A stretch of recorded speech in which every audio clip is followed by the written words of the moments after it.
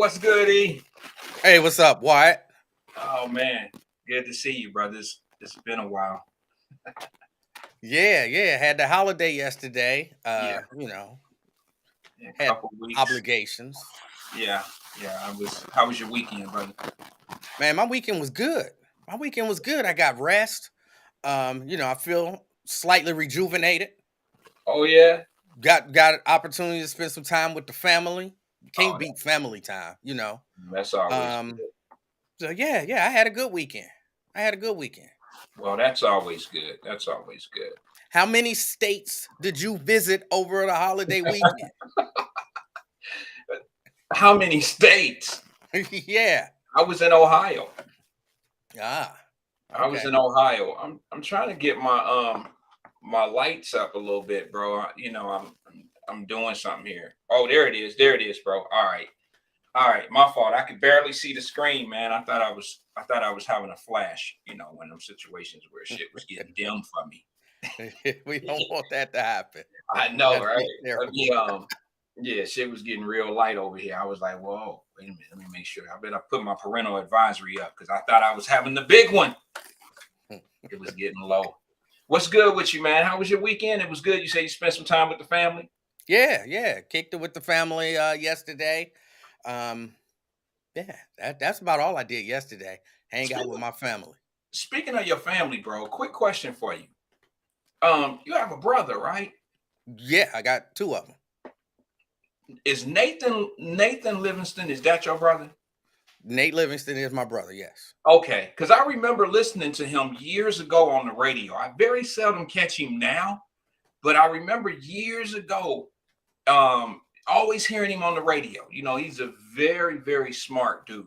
Yeah, I he's might he's not up in Toledo now. Toledo, Ohio. Yes. Okay. I may not have agreed with everything that he said at all times because I never do with anybody. I mean, then I don't expect him to agree with me on everything. But he's a very smart dude. But I was thinking, y'all must have some crazy conversations, some very alpha conversations amongst y'all at the house or some shit. I can only imagine, bro. We do. It's always fun and exciting because Can I we ask don't a question? agree on everything. Okay, I was gonna say, but did y'all fight as kids, if I may ask? Like, if y'all disagreed, were y'all physical, or y'all was just like, once Yes. somebody got their point checked, it was over, Now, or it was like, now we gotta fight. So what? You won, but now we gotta fight. we got physical. Like Y'all rumble, yeah. we wasn't even arguing back then. It was almost always I don't agree with you, you don't agree with me when we end up fighting. That kind of makes sense because y'all are some opinionated, strong, stand on your circle brothers, and I appreciate that. But I don't know, like the only way that wouldn't be a fight is if one of you or if both of you just didn't have that fight in you. But I still think it only takes one to fight. Okay, because one gonna fight, one gonna defend themselves, and now you turn around and now you got to fight, right? Right. So Absolutely. I was wondering, like, now I see why you so sharp. But uh we don't fight, of course, now, because we grown men. Yeah, yeah, for Uh sure. but we do still disagree on stuff like this the vaccine. He was Oh, he was he's a with it. oh yeah, he was a big time everybody go get vaccinated type of person. And Oh, I wasn't. And yeah, we had many long heated conversations about it. really? But as brothers, we had these conversations. We get animated. The kids, the nieces and nephews, they used to get scared Mm, because they used to always think, I guess, oh, somebody about to fight. But nobody was ever about to fight, when we grew up. yeah, But yeah, yeah, no, we argue. Yeah, you know how I do. You know yeah. how I do. And Uh, it's like we going at it. And if you didn't know, you think I hated Wyatt and Wyatt hated me sometimes if you hear our conversations. I do. I do. Uh but that's how we go at it. That's how You we and your go bro. at it. You and A your brother. hundred percent. Yeah, a I hundred do. percent. Then afterwards, we laughing about it like I can't believe you believe that nonsense. Right. So Right. yeah. So he was all about the vaccination, and Oh, he was all about the I vaccination. got And he's still all about the vaccination. really. That's I'm odd. like, come That's on, odd man. because he's such a different, like, he's a smart dude. I'm not saying you got to be, a certain caliber of thinker to think positive or negative about the vaccination, but he doesn't strike me as the type of person that would allow someone to tell him what to do. You understand what I'm saying? I do. I do. And I had to say he don't see it that way. He see Okay. it as you know, Safety doing what's precaution. best for society, doing what's best for, you, yourself, your loved ones, all of that kind of Sure. stuff. That's the Sure. way he views it. I just view it slightly different. No, I Slightly different. understand. I get it. I get it. It's a good approach, but I don't agree with it. But okay. All right. But yeah, your weekend was good. So was he there? No, he wasn't. He didn't No. make it down. He didn't make it down. Okay, okay. So y'all had it in Cincinnati. Yes, yes. But it ain't just him and me and he or he and I or the two of Mhm. us. Like it's all of us. This is how we all are. Your Like whole we group. all, But the your whole dad's a group. preacher, right? Yes. Okay, Yeah. there it is. There's the Dad is a root. preacher. Mom's from Lincoln Heights. Oh Uh well, I know she vocal. She vocal. She from the heights. Shit. She so ain't letting nobody get a word in. Y'all shutting shit down. so When you mom know, come in, she from the what they zone 15? Shit. yeah, we got a little bit of that in us and a little bit of the mouth from the preacher. And we were just always encouraged to think. Yeah, Like I don't ever recall moms or pops telling us this is what it is. I I, got I I do recall having conversations with them where they shared their point of view. But I want to say I remember my parents even asking me from time to time, like they would tell me, "This is what I think about this," or "This is what I think about that." And there were certain things like we had to watch that King movie. We had to watch Roots. Like that. King. What when Oh, when Dr. King?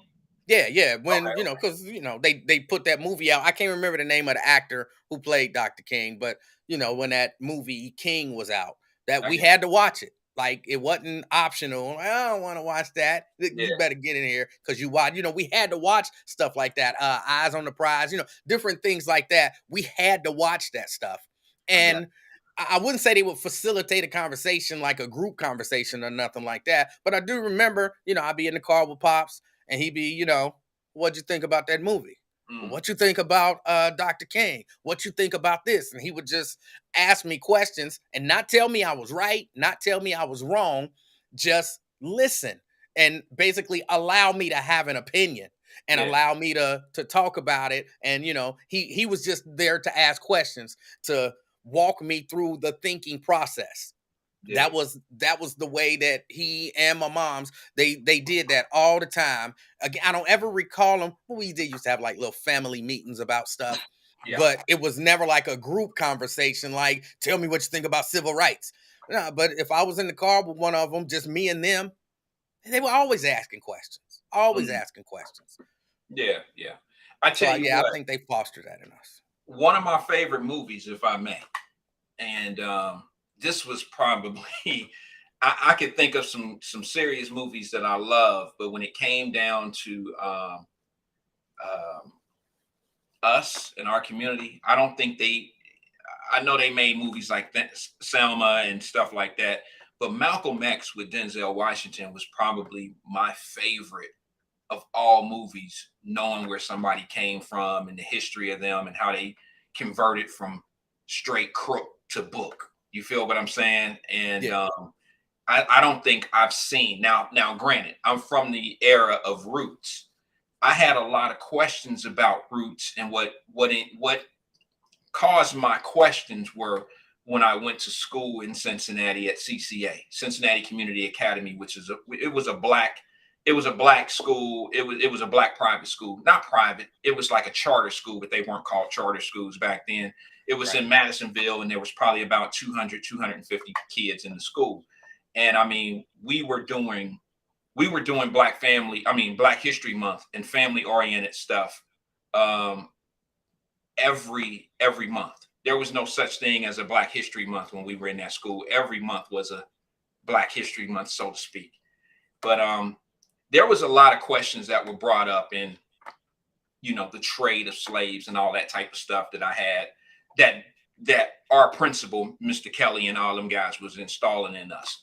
It's one thing to have a story told to you, but you kind of want certain things to be a little bit more accurate than they really were. And it's like Malcolm X kind of brought out all of any questions that you may have had about Mr. Little, which was Malcolm X. I think that movie left no questions of who he truly was. That's just my opinion. So I think that I see somebody wrote here. It looks like Lewis Johnson says Spike Lee did a horrible job with Malcolm X. The man inserted himself into the movie running it. See, I don't really agree with that. And I don't think it was even about Spike Lee. I don't know one movie that Spike Lee didn't play in back when he was coming up. And one of the real reasons why Spike Lee did it is because Spike Lee never really had a big budget. Spike Lee always ran all his money off shoestring budget, and he pretty much inserted himself in those movies to save money. And I'm sure he was an actor too, but for the most part, I mean, he had to beg for the money to do Malcolm X. He had to beg Michael Jordan and Oprah and all those people with some money. He had to beg them for that kind of money, for that kind of movie. Right. Right. And Right. I'm just saying, Malcolm X was an amazing movie with Denzel Washington to me. That was one of my favorites of all time. I thought it was a good movie. I do think, and this is kind of an offshoot, which I don't really want to get into. If I don't want to get into, then why am I bringing it up? I don't know. But We know you, E. but like We'll get like, into like you said, how he kind of took himself from a crook to who Kirk the he Book. ended up being, and I look at even like a Jay-Z and those guys, what Easy E, those guys who hustled and then later on became legit. And I do we respect that more I than do. people who maybe just grinded legally and kind of came up. For whatever reason, I feel like there are a whole lot of us, a whole lot of black people who respect I dealt drugs and blah blah blah, and then I parlayed that into something over somebody who's like, I would try to be straight laced my entire life, Yeah. and I came up. I think that we do embrace it, but I don't have a problem with that embracing, quite frankly. I think anybody that can empower themselves from, I mean, I know it's the what is the syndrome? The kid, the make believe person who stole from the rich and gave to the poor. Who is that? Robin Hood. I don't have a problem with the Robin Hood mentality, and that is get what you can get, as long as when you get it, you do right by it.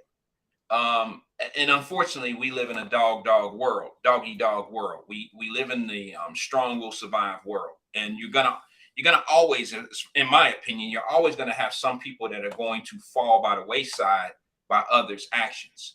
But now when those people do get in a position, when Jay-Z does get in a position from being where he was, when Easy E and them guys do make it to where they're pinnacle, the top, what are they doing to better the situation that they ruined or that they did bad to?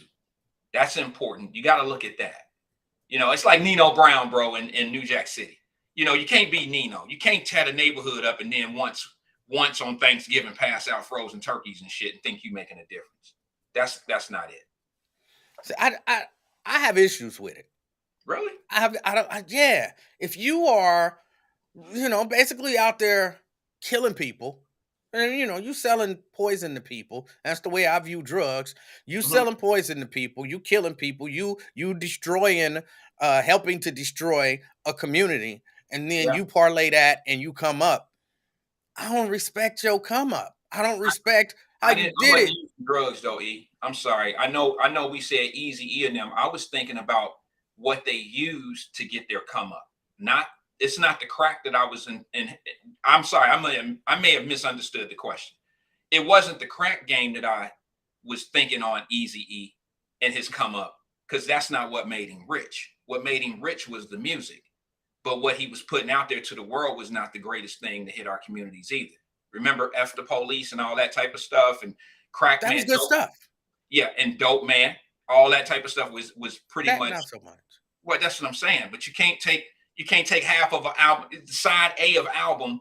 It might be great, but then if side B is bad, is it a good album or is it a bad album? You see what I'm saying? You can't say that half of it is the truth and then the other half is bad for the community. That if it's bad, it's bad. If it's good, it's good. But I just think that I don't. I see. I don't know. I don't know. I kind of think that's kind of because uh, uh, as the story goes, which I only know what I hear, kind of Easy E takes drug related funds to do the record company. yeah, So that's coming up using poisoning our people for mhm, your come up. yeah, And what we can look at the good part, like, oh, he came up without talking about the bad part. Jay-Z as well. We can look at, oh, he came up and now he's this. Whereas we don't talk. So I think you can look at it and you can say, yeah, after police, that was, that was decent. That was decent. yeah. But And the rest of it, that the drug selling made them successful. They could have been drug dealers with bad music. The music is what made them successful. It wasn't the financing of the company. of course it was. No, because you Because got even if they okay. was making, even if they were making amazing music and didn't have the finances to get it out, to record it, to do all of the things that it takes finances to do, it was definitely the drug money that made them, In aided Easy in their success. in Easy E's case, that's not necessarily true, because what happened is they were able to get that record rotated out in Compton. It became big on that. I mean, they created an album with Dre and them themselves. That's what happened. They kind of made a demo. It got played. It got played out there in the West Coast. People gravitated to it on the West Coast. Easy E was selling that record locally, and then he Right, ran it. but you said they recorded a demo. Where'd they get the money to record the demo? That's the thing. That is where the drug money came in. Right. So I without get, the drug money, do but the rest of the stuff happen? you just never know, because you don't know how who could have seen it. You didn't know if Jerry Heller was going to ever be able to hear that album and get it in the right hands. If they would have been doing shows and Jerry Heller would have seen, this artist that was bringing thousands of people to the arena, or whatever, hundreds of people to these small skating rinks starting out. I don't know. We will never know. Now, granted, based on your logic, I'll give you that. I'm not saying that it didn't take drug money to get it started, but bro, there is a lot of drug dealers in the United States of America who put demos out and put music out and it don't go nowhere. So Right. you can't just say the money is what made them successful. You still got to put a product out there that people are going to want to hear. And the money can get you started, but it ain't gonna make you successful. You got to have a good product. Yeah, but I still have a issue with the fact that we value, some of us value, look at and hold that up.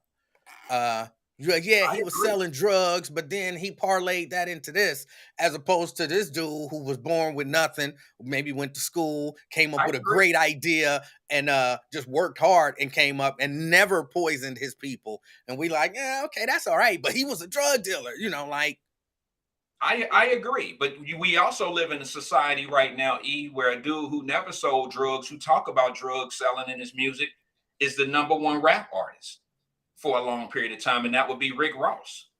Rick Ross was not a drug dealer. Rick Ross was a correctional officer. He can perp all he wants to. Matter of fact, I ain't gonna lie. I like MMG. I like their music. I like the music.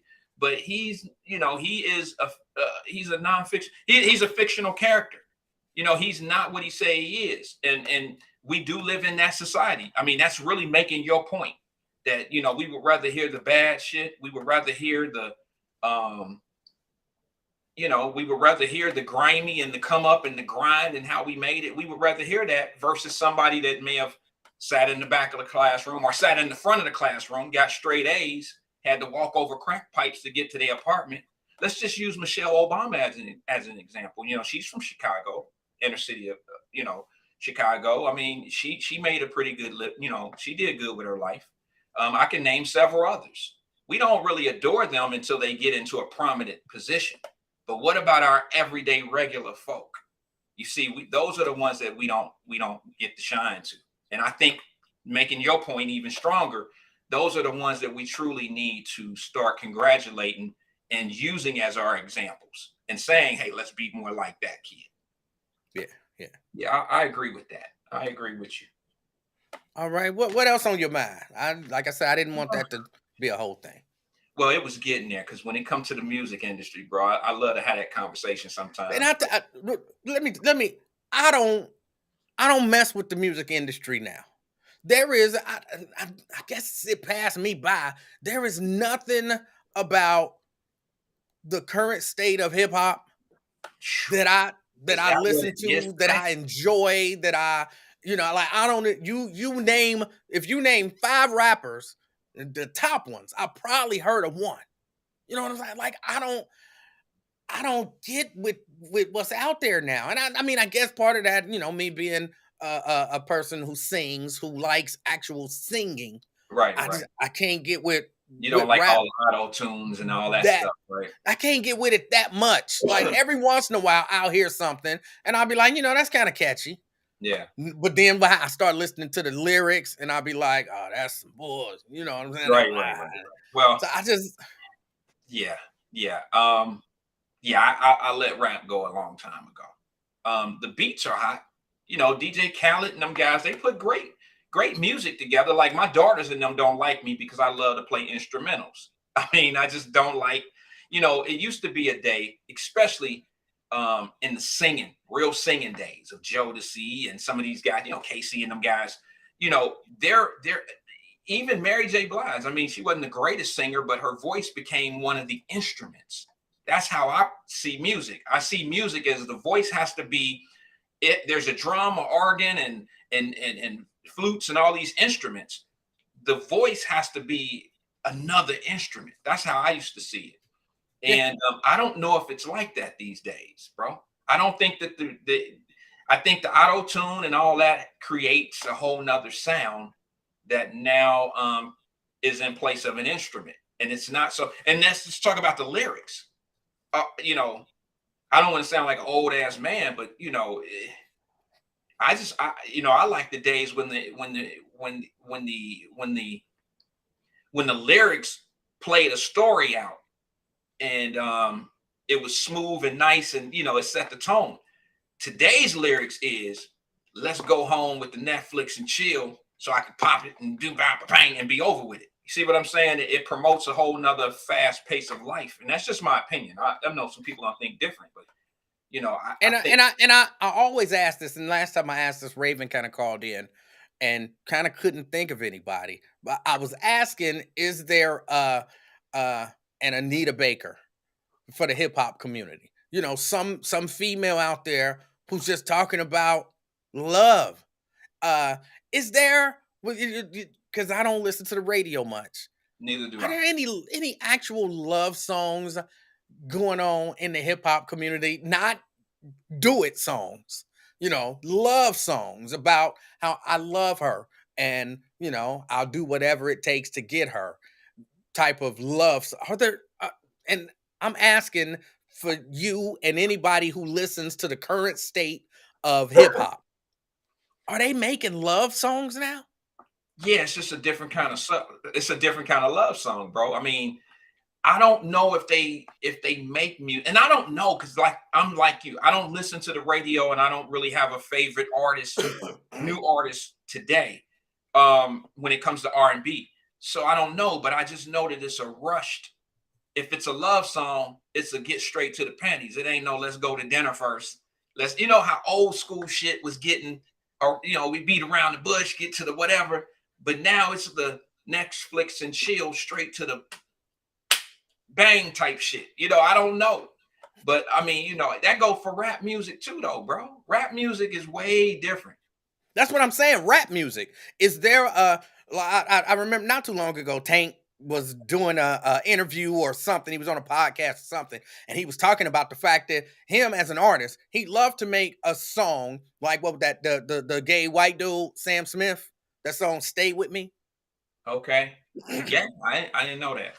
Yeah, he was saying he'd love to be able to make that song, but the record companies and whatnot don't want him to make that song, and because they don't want to talk about black love. And I'm Oh, like, as a hip hop artist, a rapper, can you rap uh, loves a "Stay With Me" because you're all I need love song, or is that like totally? I mean, I know you want to hit. Okay, I know you want to hit, and you gonna tell me graphically how you want to hit. All right. right, so I know that. But I what don't know. about love? Like, are there hip hop rap love songs? That's I'm getting these LL Cool J I Need Love vibes from you right now. And you talking about a song like that? A rap song that covers love like that? Is that what you're talking about? I mean, if the our young people are listening to hip hop, because that's for the most part that's what they listening to, hip hop, Okay. and they never hear about love, and we know some of them don't see it at home. Some of them don't see love at home, or at least a healthy version of love at home. Okay. And you listening to the music, and so you don't even hear a healthy version of what love looks like in the music. That's as I heard somebody say, they weaponized music against the black community. That's for sure, bro. That there's no doubt in my mind. See, I'm gonna be honest with you. This is a question that's been running through my mind for a long time. And maybe this is a great day to bring this up. But can someone in the audience, or maybe yourself, E, can you name me one genre of music that goes in on their women or on their people, or who advertises a certain lifestyle that's so destructive more than rap music? I'll leave I'll leave hip I'll leave R&B out of that. I'm talking more on hip hop. Hmm. For anybody that has, what genre of music does it like what we do? You understand what I'm saying? Do you understand my I, question? Like, I do. I understand your question, and I don't know that they do. Ross just said heavy metal. I've listened to a little bit. I can't really get with heavy metal like that, but the heavy metal that I've listened to, and trying to explain, because I'm this is a little bit of a side thing too. I'm not one of those people who have to be well rounded. You know what I'm saying? Oh, I yeah, listen to white people music too. That yeah, I, that I one, listen to I listen to what I like, and if right, I don't like it, I kind of don't listen to it, right, and I'm understand. comfortable with that. But there was a time when I was trying to be a little more well-rounded, have more influences for the songs that I was writing and whatnot. And so I listened to a little bit of everything. And when I lived in Alabama, my cousin, who I rode to work with, I mean, to school with every day, he was a hardcore country music fan. I've listened to a little bit of everything to a certain degree. And even Mhm. in heavy metal, I don't hear the kind of, I'm going to say hatred for white people that I hear hatred for black people in a lot of this rap music. I don't hear it, or I didn't Yeah. hear it. I'm thinking when you talk rock music, when I was coming up, it was more about um if there was a negative spin to it, it was devil worship type stuff, Yeah, Satanism type of thing in right. rock music. Keep in mind, we're talking heavy metal, that one kind. Hmm. That, I think these guys was biting the heads off bats and stuff like that. I remember those days. And there But was some kind of anti-society stuff, sure, sure. kind of Rage Against the Machine type of stuff, but not. Yeah, Yeah, but what when we get to the twerking and putting our women out there and advertising and making our women feel, because you got to understand, man, one of the things that I've learned in this new era, and some people may not agree with me on this, but we are passing on a serious problem of self-esteem within our little girls. Little girls, I don't have a problem with them. They have to feel pretty, okay? And that's not just because of men. Girls tend to want to be pretty for other girls, not on that sexual thing. They just don't want to be talked about by other little girls. Like if their nails are bad or whatever, I don't think you are going to be like, damn, girl, get your nails done. But another woman will have that in their mind. And another woman will have some shit to say about another woman's makeup and how they look and feel, how they look about themselves. And I remember one time in my younger days, this one girl walked into the night. She walked into a nightclub. She was the bomb, bro. She had on this black, like the Pump It Hottie dress, redhead kingpin type shit. Remember they used to wear the Pump It Hottie dresses and stuff. She yeah. had one of them motherfuckers on, bro. And she came in and I tried to holler. And when I tried to talk to her, I didn't understand why she had so much of an attitude. And I didn't get it. Maybe I wasn't her type and all that. I get it. But her response to me was one I didn't understand. And it was, I said, well, why you bring that hot ass dress out here? You looking real good and blah, blah, blah, blah, blah. And then she tells me, well, I didn't wear this for no guys anyway. And I, of course, didn't understand because I'm young. I didn't understand what she meant. But a lot of guys got this perception that women are dressing up looking great out here for men.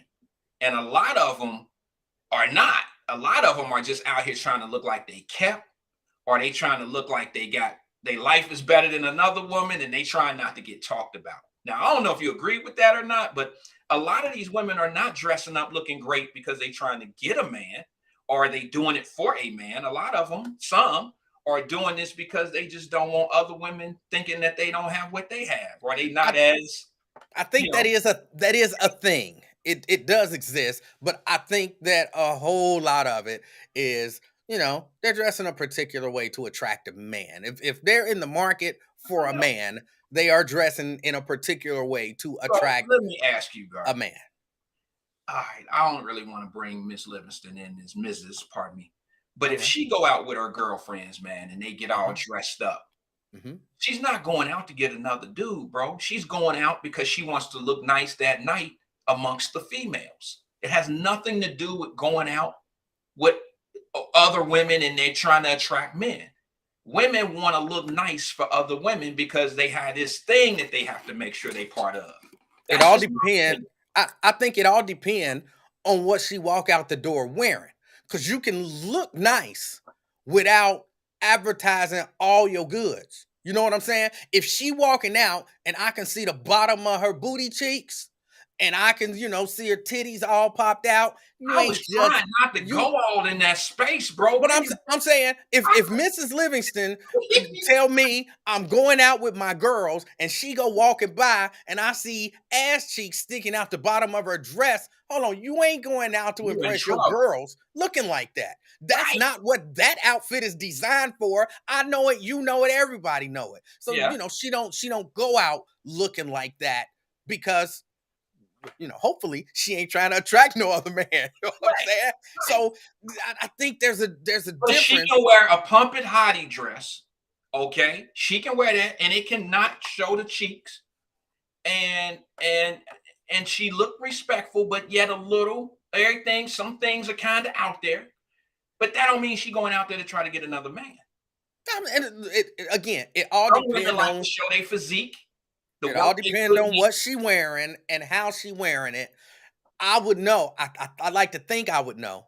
I would hope. Uh, I would like to think I would know. You never really know, but I would like to think We that I like would to know. pray that we know.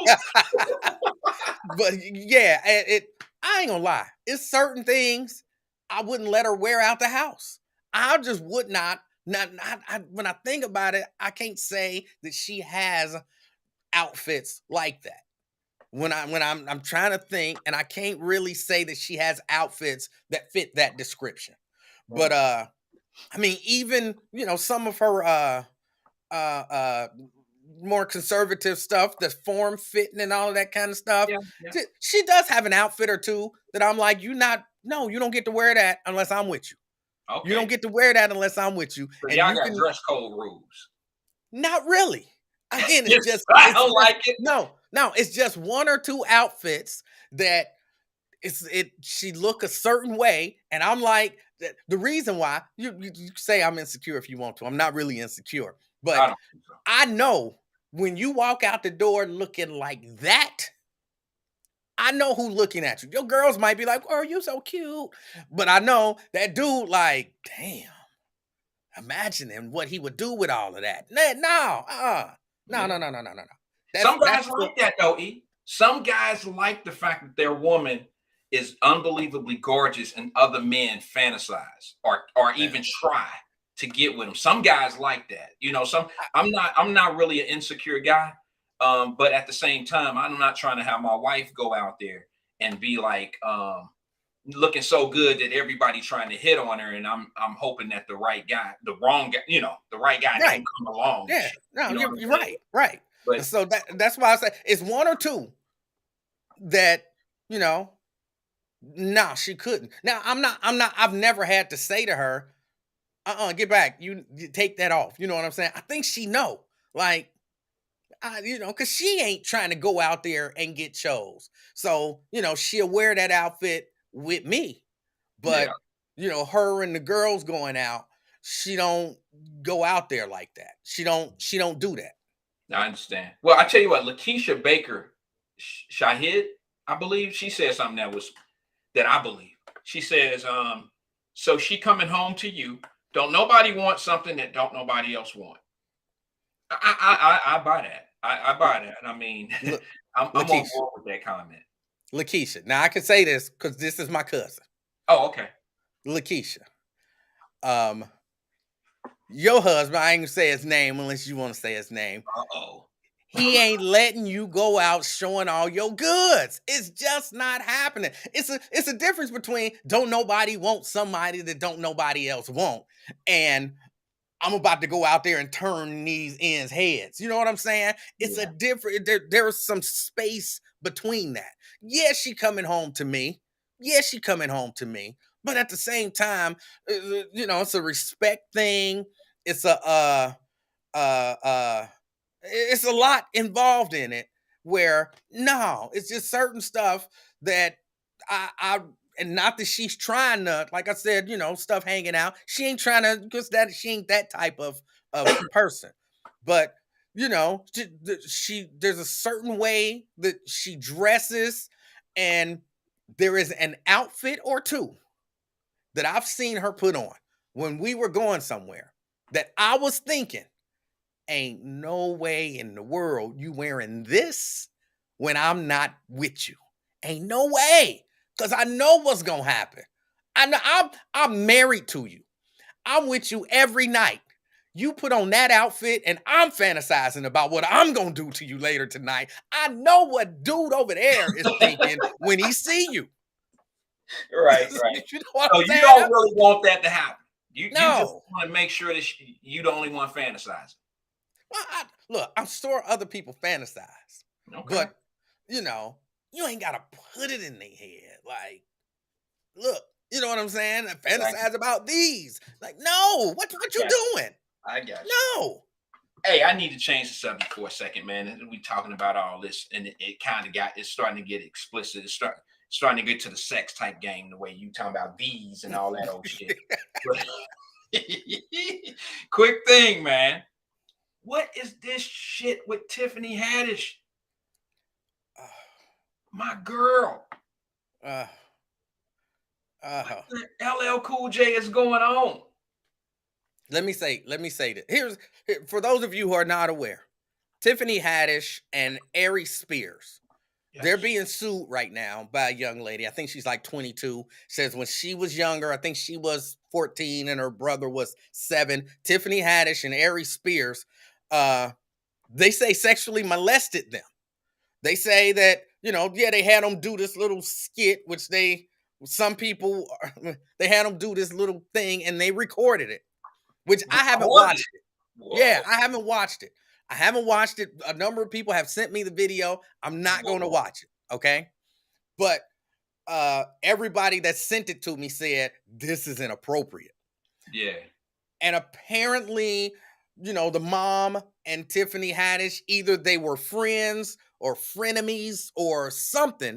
Mm. But I guess Tiffany Haddish people are saying that this mom has been trying to get Tiffany Haddish and get money out of Tiffany Haddish for years. But now that this daughter is of age, they're using her as an agent to get to her and get some money out of them. So Ari Spears and Tiffany Haddish are accused of molesting these young people, paying them $100, molesting them, and just being inappropriate with them. So they're being sued. And look, I don't know what happened. And this is the position I would love for almost everybody to take. They won't, but this is the position I would love for everybody to take. Okay. I don't know what happened. I wasn't there. I don't know who knew what. I don't know who did what. But if they did that, what they're accused of doing, that's horrible. And they should have to pay for that financially. And now, they've reached out to the let me see, wait a minute, because I got the story pulled Let up me ask you this: Why here. you set that up? Why should they only have to be punished financially if these were underage kids? Why Well, isn't no, there some type of criminal charge being That's put what, forth? that's I was just about to say. Okay. Apparently, this young lady has reached out to the L.A. District Attorney and said to them, "We want you guys to act on the case." They said, "Look, we are here. We are willing to participate." They said, "We have enough information." Here's a direct quote: "My brother and I are prepared to speak with investigators and prosecutors from your office and provide you with irrefutable evidence that substantiates our allegations." They have So video. They have more video. I I, guarantee you they do. they're saying we want the district attorney. We want them to pay. That's what I believe the position of the people should be. If they did what they're accused of doing, they should pay financially and they should be prosecuted to the fullest extent of the law. But Yeah. here's my fear, and these are the posts that I've seen. uh Tiffany Haddish is a celebrity and she wouldn't do that. That's just somebody trying to scam her. Ari Spears is a celebrity. He wouldn't do that. They got too much to lose. They would never do something like that. I think what they was trying to do was come up with a PSA, and it just was taken. Not everybody, but a number of posts I've seen just since this broke has been this celebrity worship. And I really would love it if we would get out of celebrity worship. People said that same thing about R. Kelly. R. Kelly didn't do that. That's just people trying to. People said that same thing about Bill Cosby. Oh, Bill Cosby, they just don't want him about NBC. It's always Well, some excuse. I had questions. My questions in the Bill Cosby situation was not based on celebrity whatsoever. It was But it was a but a little lot different. of people's were. Yeah, A I lot of agree. people's were. I And agree. that's all I'm saying. Like, look, if you got legit questions, that's one thing. But right now we have no information. So how can you automatically jump to the conclusion that because they're celebrities, they didn't do it? Celebrity worship is dangerous. And I want people to move away from that. I'm not automatically saying they did what they're accused of doing. I'm not doing that. But I'm Well, not what I'm automatically saying saying though, they didn't do it either. yeah, but what I'm hearing out here and what is there's video evidence. And a lot of people are saying, even in these comments that I'm looking on the screen, who've seen it, they're saying it's gross. They're saying it's totally inappropriate. And that's a smoking gun to me. In a world of if you're gonna file a not just a lawsuit or criminal charges, that's a smoking gun. A video. Look at what got R. Kelly convicted. It was a bunch of rumors, and then eventually, this many years later, 30 years later, people that are 40 years old are now coming forward saying that they were 17, they were 15, they were 14. And we have someone on video with Tiffany Haddish and Ari Spears that is underage. And some touching and some fondling and all that is going on, bro. That's a smoking gun to me. Now, to your point of why do people believe celebrities won't commit these type of crimes? I don't know why. I don't know where that comes from, because I have to jump on my man Cat Williams' coattail on this. Cat Williams been trying to tell us about that little circle for a long time, but Cat Williams has been demonized as being a drug addict, getting in trouble all the time. But Cat Williams went on a radio interview one time and just let it be known that Tiffany Haddish and that whole circle up to some shit, man. Like nobody moves through the industry that fast unless they're part of that particular circle. And that circle being kids, like Terry Crews was saying, he put Russell Simmons and all of them on blast. And there is a level of dysfunction that go on in Hollywood, and it does take advantage of a lot of our babies. And for us to just sit back and think, because these are celebrities, that they're not capable of doing these things is just ridiculous to me, brother. That's ridiculous to me. And Kat told us. She said, "Hey, we got people out here who've been in the trenches. Monique and all these guys, these women that's been out here trying to fight, equality for us and this and this and that. And it'd be that same child porn group that try to make shit slow for people like Monique and some other people out there. Cat Williams was letting them have it.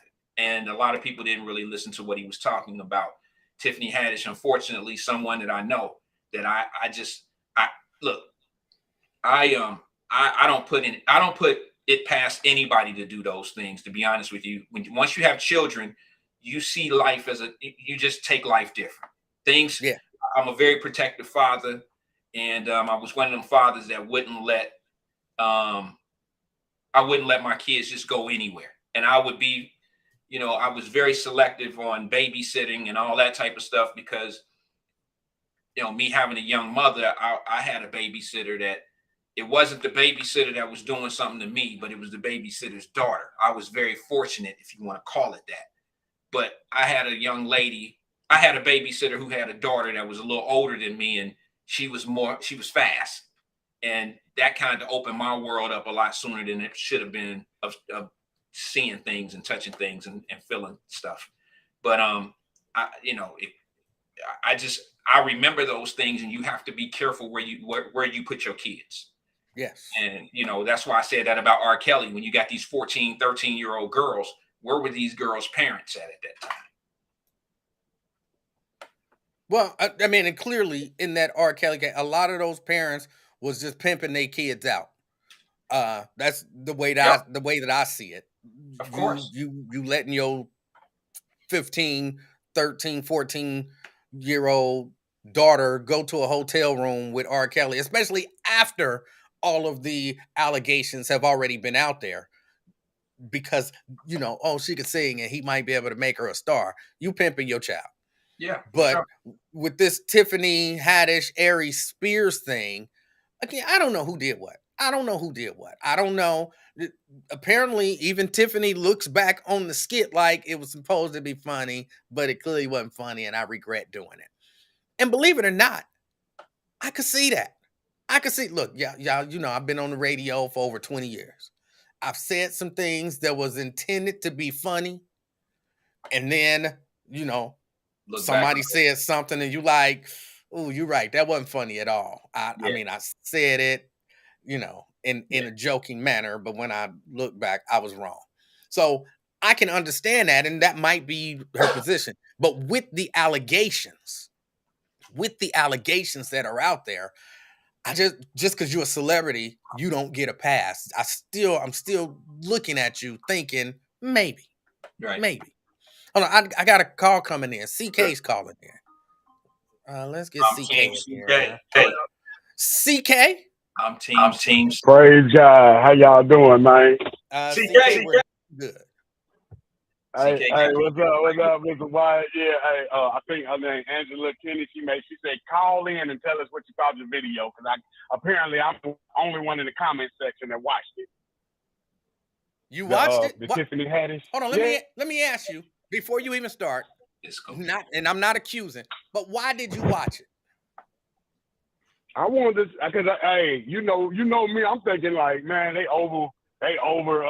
You know what I'm saying? Exaggerating. And I wanted to see if it was going, if it was like what they were saying, if it was as bad as people say, because they're going to make, if you don't watch something, they're going to make it seem like, but I had to see, I watch stuff that normal, like I watch P-Valleys. Most men won't watch it, but I'll watch it. I'll be like, damn, okay, now I know why y'all don't watch it.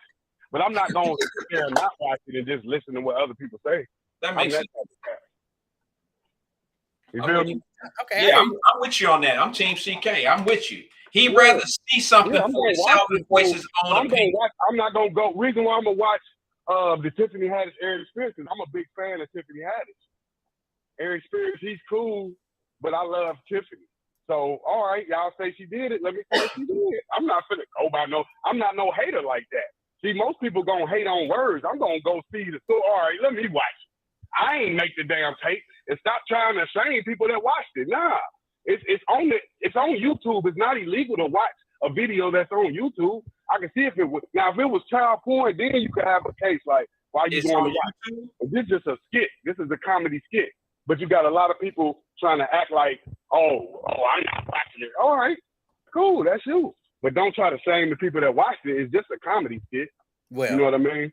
Well, maybe it may just be a comedy skit, or it may be you watching somebody molest somebody. Yeah, but what's comedy about that? I'm trying to find the comedy. But I seen the Bill Cosby Tiffany Haddish. That's why I was thinking. I thought I had seen it before. I'm like, is this one I had seen? But it was the Bill Cosby. So I watched this one, and I said, oh. But this my thoughts on it, gentlemen. All right. I think you got to be out your mind. Okay, you can make a PCA. Okay, say if you're making a rape PCA, that's a grown woman, right? So she could say yes or no. But I think if you're making a child molesting PCA, you better use a grown person that looks like a child. I don't think you should use an actual child, or this is the repercussions you're gonna face. You feel me?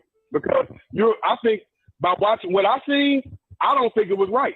I think you a sick person to come up with that type of skit. Like, what the hell? How did you think of that? And why would you want to put a child in that type of skit? I'm saying if you was gonna do a funny thing, at least use a decoy, like an 18-year-old that looks like a child, like they do on the To Catch a Predator thing. But I think that's where Tiffany and Aries messed up. She used her friend's kids, where she should have used them for another part. And I think it's bitterness because their career didn't pan out. But I do think you shouldn't use children for these type of roles, because I think it messes up their head. I think you need to be at least like 25 before you make decisions like that. You know what I mean? To play those kind of sick roles, because those have even as grown men, if we if we decide to play a gay role like on P-Valley, that's going to have psychological effects. So imagine what you're doing to a child by having them play those type of roles. So I think you have to take some kind of accountability by putting yourself in that. You feel me, gentlemen? I hear you. I understand what you're saying. I got you, CK. Let me ask you this, CK. You say you watched it and you did not think it was funny. Hell no, it was sick. It was as bad. It was worse. I really thought it was worse than what I expected, than what people were telling me. I was disappointed. But Aries is a little pedophile. He looked like a pedo. He got it in his eyes. He's the perfect person to play a pedophile. I give him that. But why would you do that to children? See, I think the children do have a legitimate, you know what I mean, a legitimate cause where they probably was psychologically affected. I can see, you know, them like, you need to do this, you need to do this. But like, if you're dealing with children, you can't treat children like they're adults. As an adult, okay, I can say, you want to play this gay role? You can say as a grown man, yes or no. But as a child, I think they feel obligated to, you know, like, oh, you know, I'm trying to do this for my parents, or I'm trying to do this for Tiffany. So that's why I think that's where I felt they was wrong, you know, and I want to know y'all opinion about the actors being children. All right, well, using adult actors. But let me ask you this. So if you feel like they were wrong in using the children, do you believe? And I know this might be a stretch because your history on Bill Cosby, you know, your take on him, and your history and your take on R. Kelly. See, there you go, lying. Why do media people? That's how you can tell. Randall, he's from the street, you from the media. I never supported R. Kelly. You keep saying that shit. People want to know, why do you always lump them motherfuckers together? And I never supported R. Kelly. Why do media people just lie for no reason? CK, I didn't say Bill Cosby and R. Kelly two different people, man. All I said was your position on them is well known. Yeah, I said R. Kelly is guilty. Bill Cosby is innocent. You keep on acting like I said both of them motherfuckers is innocent. CK. Why you keep lumping them together? Because they both did bad stuff, CK. They both did bad stuff. And one of them, it was proven on tape. Can I? And one of them, it was fake. Can I get my question? Can I get my question out? Yes, sir. Yes, sir. So if you believe that what they did was inappropriate, even just with the video, would you be willing to say, you know, you don't support them no more because of the way that they misuse these children? Or are you like, well, I mean, they are celebrities, so they get to make a mistake and, you know, molest a kid or two here and there, and I still support them? No, I don't think they molested the kid. I think it's psychological. I think everything they did was legal. Okay, so they wait. Damaging. CK. So they get. So is your position? It's cool. They psychologically damaged some kids, but I still support them because, you know, they are celebrities. Or are you like, I'm done with human. I mean, no. I'm saying I feel you psychologically damaged some kids with the rhetoric you speak on the radio. I mean, you don't feel it, but I don't feel at the time. I don't think it was intentional. I think from their point of view, they thought they were doing a good thing. But times have changed. Why don't you think this came out? It took 15 years. If it really was that, they would have said it the moment they seen it. This is the world now. So no, I'm not gonna come down on them because then it was cool to make those. Well, that's why they didn't. It wasn't a big deal. It was in 2007. No, it was a big deal. No, it wasn't. And the whole world has changed. You know, I used to deliver. You remember how Eddie Murphy used to say the F word? And the world has changed in the last 6 years. They wouldn't make that now. Tiffany and Aries would not make that. Now. You know, you don't know that. You don't know if they would make it now or not. She said it. Oh my God! She said she regretted, sir. She said she regretted making that video. She said she regretted after she got sued. Yeah, she regretted now that she got sued. Where was she 3 weeks ago saying she regretted it? Right. That's a good point. But remember that this all came about because of Aries Spears' criticism of Lizzo, and I think Mr. Wyatt knows that as a fact. That's why this came out, this controversy. That's not why this came out. Those comments, they filed a lawsuit, bro. That's why this came out. A lawsuit was filed. No, but Lizzo got attacked last week by Aries, and this is the get back. They Look at didn't. the timing, Mr. No. Wyatt. What's your opinion? Do you think my it's God. related anyway? Okay, you're saying because of Aries Spears, his attack on Lizzo, you're thinking that has something to do with now this tape being put out? Yeah, it was right then. The timing is everything. You can't dismiss timing. He might have a point. I mean, there's No. a level. Emmanuel is There's a level of on proving black men wrong. You need to get that together. There's a level. Tell you common sense when you get mad. There's a level of consistency that you drag people through when you're trying to ruin them, and he might have a point. I'm not saying that he's 100% right or 100%. You think every nigga wrong. He don't believe in black men. If a black man tells us some shit is wrong, He doesn't. I tried to tell him about the dude did 28 years, man. You need to look in the mirror, man. You need counseling, bro. He doesn't have a point. Here's why he doesn't have a point, Wyatt and CK. Here's why here's why, in my view, you don't have a valid point. Yes, apparently, according to the attorneys, this woman has been pursuing this for years. This didn't just happen after Aries Spears said something about Lizzo. This woman has been pursuing the two of them about this for years. So and this is according to Tiffany Haddish's attorney anyway. But you heard nothing about it until Aries Spears' comments on Lizzo, sir. You heard nothing about this. Why does it get dropped now? Why do you play stupid? You seen the timing means something. It dropped soon as he made them comments. Why wouldn't they say, if it been years ago, why weren't they talking about it years ago? Because now, oh my God. You institutionalized. Oh my God. Because now they finally, this young woman finally filed her lawsuit.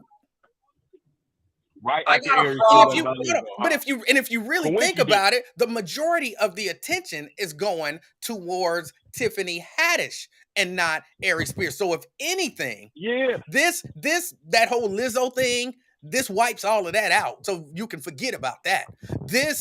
All the attention. Damage, Mr. Livingston. Oh my goodness. That's only because Tiffany Haddish is the bigger star. If Aries Spears was the bigger star, all the attention would be going on him. Well, I agree. So but to say that these people only filed this lawsuit because Aries Spears said something negative about Lizzo last week. Well, there's a possibility that the timing in it has something to do with that, E. Because if he's already in the media, it escalates, it magnifies what's being presented now. It's all about timing. You don't want to do certain things in the media when everything is hot. You want to do things, it's calculated. You want to do things to people when it will be at its highest peak and it can only grow and continue to grow. And if Aries Spears is currently in the media for something that he said and that he did, there's a strong possibility that this hits the media right there after him to keep that wildfire lit. That's what happens sometimes.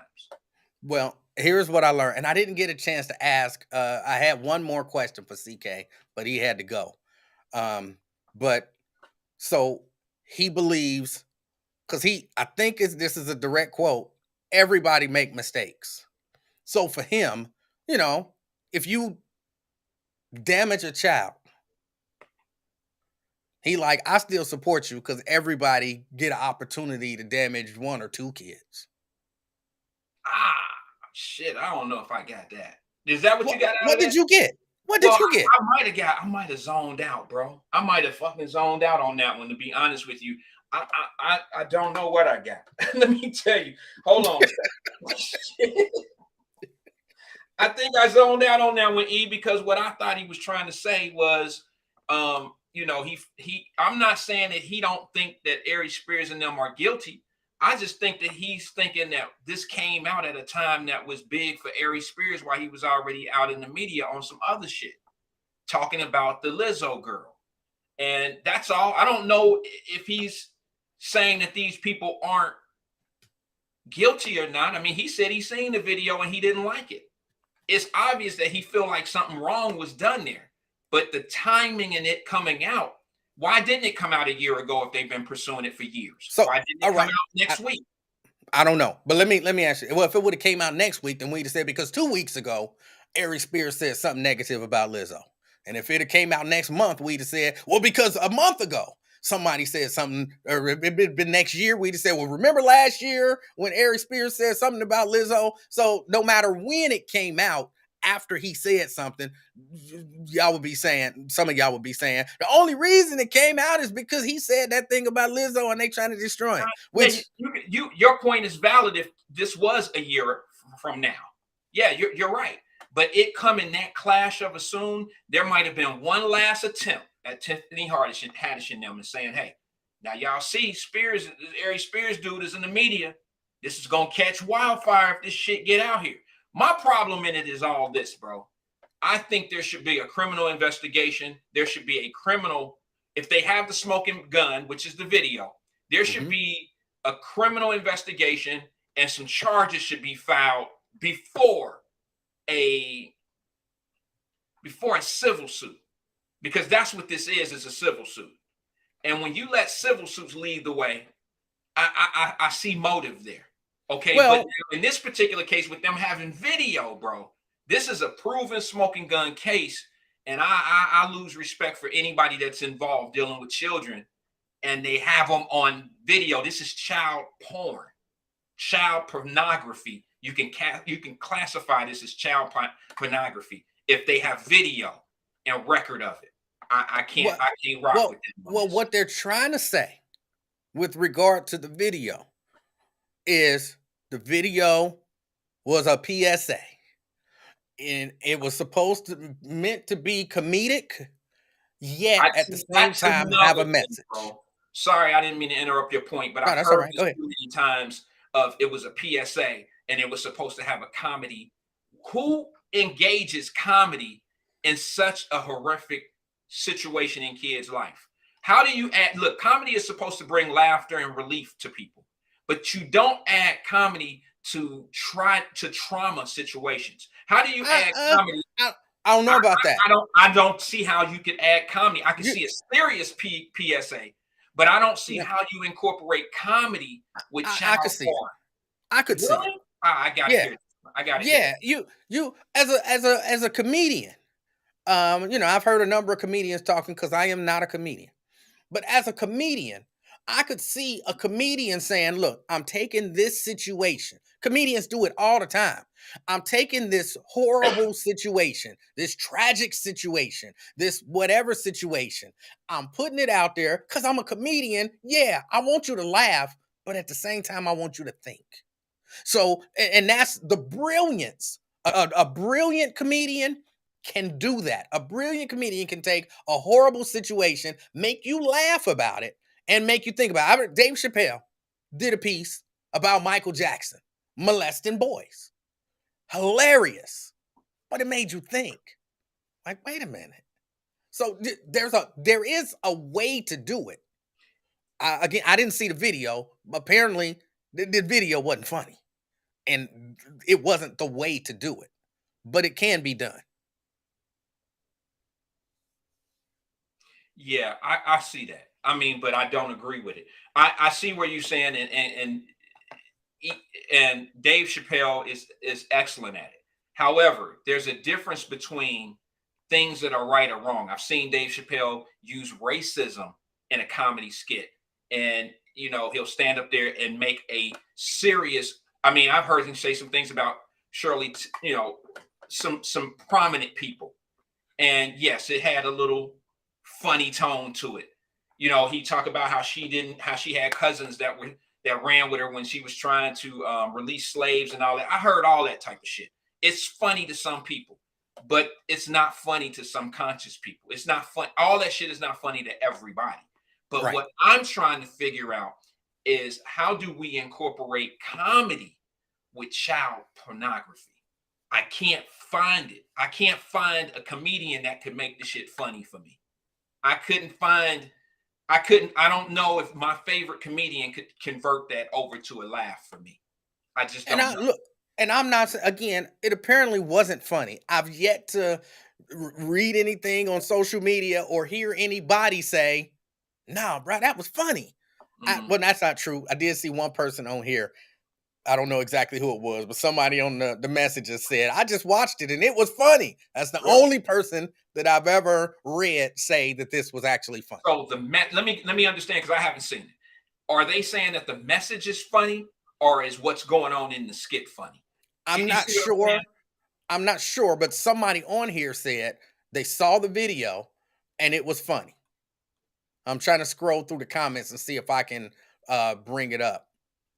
But yeah, And I would somebody on think, here said it. and I since I don't know who said that or who made that comment, I feel comfortable saying this without trying to make it sound like I'm attacking someone. But there's certain things in life that if certain type of mentality people laugh at it, there's probably some things that they find. If you find certain things like that to be appealing and funny, there might be some things going on in their life that we don't understand, that they may be going through that we don't, that we don't do, that they do, and they find it appealing and funny. I just don't find that appealing or funny.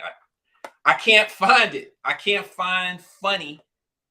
When you do something like child pornography or kids being kidnapped or something, to use a funny skit to get the point across is just it's in a dark spot to me. That's a dark place for me. That's not what Dave Chappelle does. Dave Chappelle brings awareness to a situation and makes that awareness kind of comical. Like for instance, if you want to talk about child pornography or some shit like that and try to make it funny, you got to try to attack the people that are doing it, make them funny and or something. But I don't even think that's what it is. I haven't seen it, so I can't speak on the video. I don't think I'm gonna watch the video because I'm not. it's a dark spot. It's somewhere that I can't imagine somebody can turn funny. I just don't know if I can find myself to do that. E. And Jerica says, so what are you going through, E? Man, you laugh at most awkward things. Yeah, I Wait, do. let me see if I can. I didn't laugh at that because I didn't see it. For example, I do laugh at awkward things. I saw this video of a ride in India, one of them drop zone rides. You ever rode one of them? And this ride, when it dropped, something went wrong and the brakes didn't hit and it crashed to the ground. Don't say you laugh, bro. It was horrible. And you It was laugh? horrible. But how did I got this condition, man. See, that's what you have to understand. I got this condition. And some stuff that I don't think is funny, I can't help it. What I'm feeling inside don't match with what happens outside. So laughing about something is one thing, but saying, now that's funny, that's something different. So that's what I'm saying. Like if you watch a video of children getting molested potentially, and you like, that's funny. Yeah. That's different than, so sometimes even, minus my condition, sometimes I'll see something Condition. and yes, I can't help it, bro. Don't, the Disabilities Act or whatever protects me. Don't. Let me ask you, do you get a check for that condition, bro? That's all I need to know. I don't. Okay. I probably could, but I'm not that type of person. But sometimes you see something that tickle you a little bit for whatever reason. It startles you, and it might be a little, but then you're not like, that's funny. You like, I don't know why that made me laugh, because that's horrible. Yeah. So It there won't be a is child porn one though. It will never no, be a child porn for me. E, I got a call coming in. You want to take that? absolutely.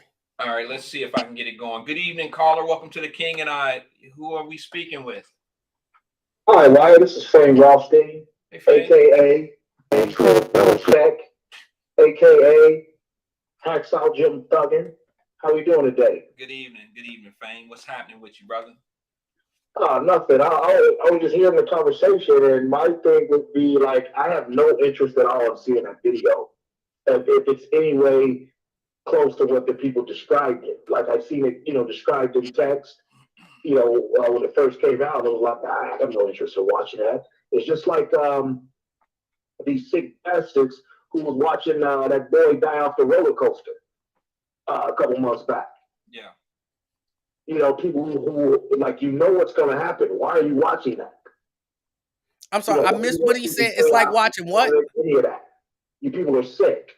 I You missed it. know, if you're interested in seeing something like that, you're probably the type who would lend himself to being a child molester, a chomo. I don't want the shit on my computer. I'm just I telling don't want it on my computer. I don't want it in my conscience. Yeah. But E missed your first comment. What part? Where were you? What didn't you hear, E? I mean, where was it? Because you were trying to ask him something. Yeah, he said it's kind of like, and then he gave an example, and I missed the example. What was the example? You said it's kind of like, and you went out on it. When Big Boy got on the roller coaster with his field trip several months back. Oh, yeah. The kid that fell off the round thing, the big guy. You talking about the big football player kid? Yeah. Okay, yeah. Oh, I didn't see that. That's some shit. It's just certain shit I'm not interested in seeing. Yeah. Especially, and most of it's going to involve kids being hurt. So if you're watching that, you're probably a miscreant that were involved in themselves in some child porn, that type of thing. If you have the stomach to watch that, everybody's got a moral compass, but if you have the stomach to watch that, you're probably the type that would do that. You see what I'm saying? Hey, Fame, have you heard? Yes, sir. Have you heard anything about this story, or is this brand new to you as well? Or had you heard something about this? I haven't delved into it much. I mean, I just basically heard, that it happened, and then, that everything you've talked about, I've heard. Aries and her have responded to it. I mean, there's just, it's just kind of one of those things. But I agree with you.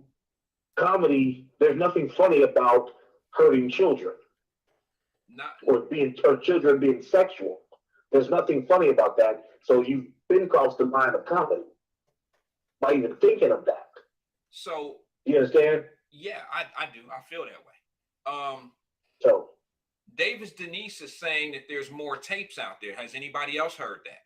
She's saying there's like 15 more tapes out there. I kind of want to say I vaguely heard something like that. I just kind of, once there was a lawsuit, and then boom, now you have the reply from them, and then you have the backstory. Okay, this person sued them before. It's like, okay, they're gonna have to work it out. However, this is gonna be whatever, because they seem to have some type of evidence, but this person is a habitual litigant. Is what it is. As far as I'm concerned. But yeah, like I said, I have no interest in watching that, none of that. But at the end of the day, that doesn't mean that Ari Spears is wrong about Lizzo. What did he say about Lizzo, y'all? Catch me up. It's her part. Listen, man, it's basically her public displays that are the problem. Her public behavior. Her outfits. That's the problem. Her outfits. Her music's great. If you're, it ain't for me, but if you're, of that generation, you probably love her music. But it's like you ain't got to be literally ass out at a nationally televised basketball game. Okay, so he's talking about Lizzo's attire. He's talking about her coming out in certain dresses or like leotards or little shit she wearing out here, right? Is that what we talking about? That's what he's talking about? Does he have that same energy? Yes, twerking and it's kind of like the twerking down at the restaurant in what was that, down in Dallas? The unnecessary twerking, that gratuitous twerking. Calm your ass down, lady. You're 30-something years old. Yeah, but Beyonce come out and do the same shit. She don't be twerking and just randomly start twerking. Okay. Just to do it, and besides, now Beyonce's a mother and she's a totally different lady. And kind of was trending toward that before she married the guy. So I think that's a false equivalent there. Well, no. And, I would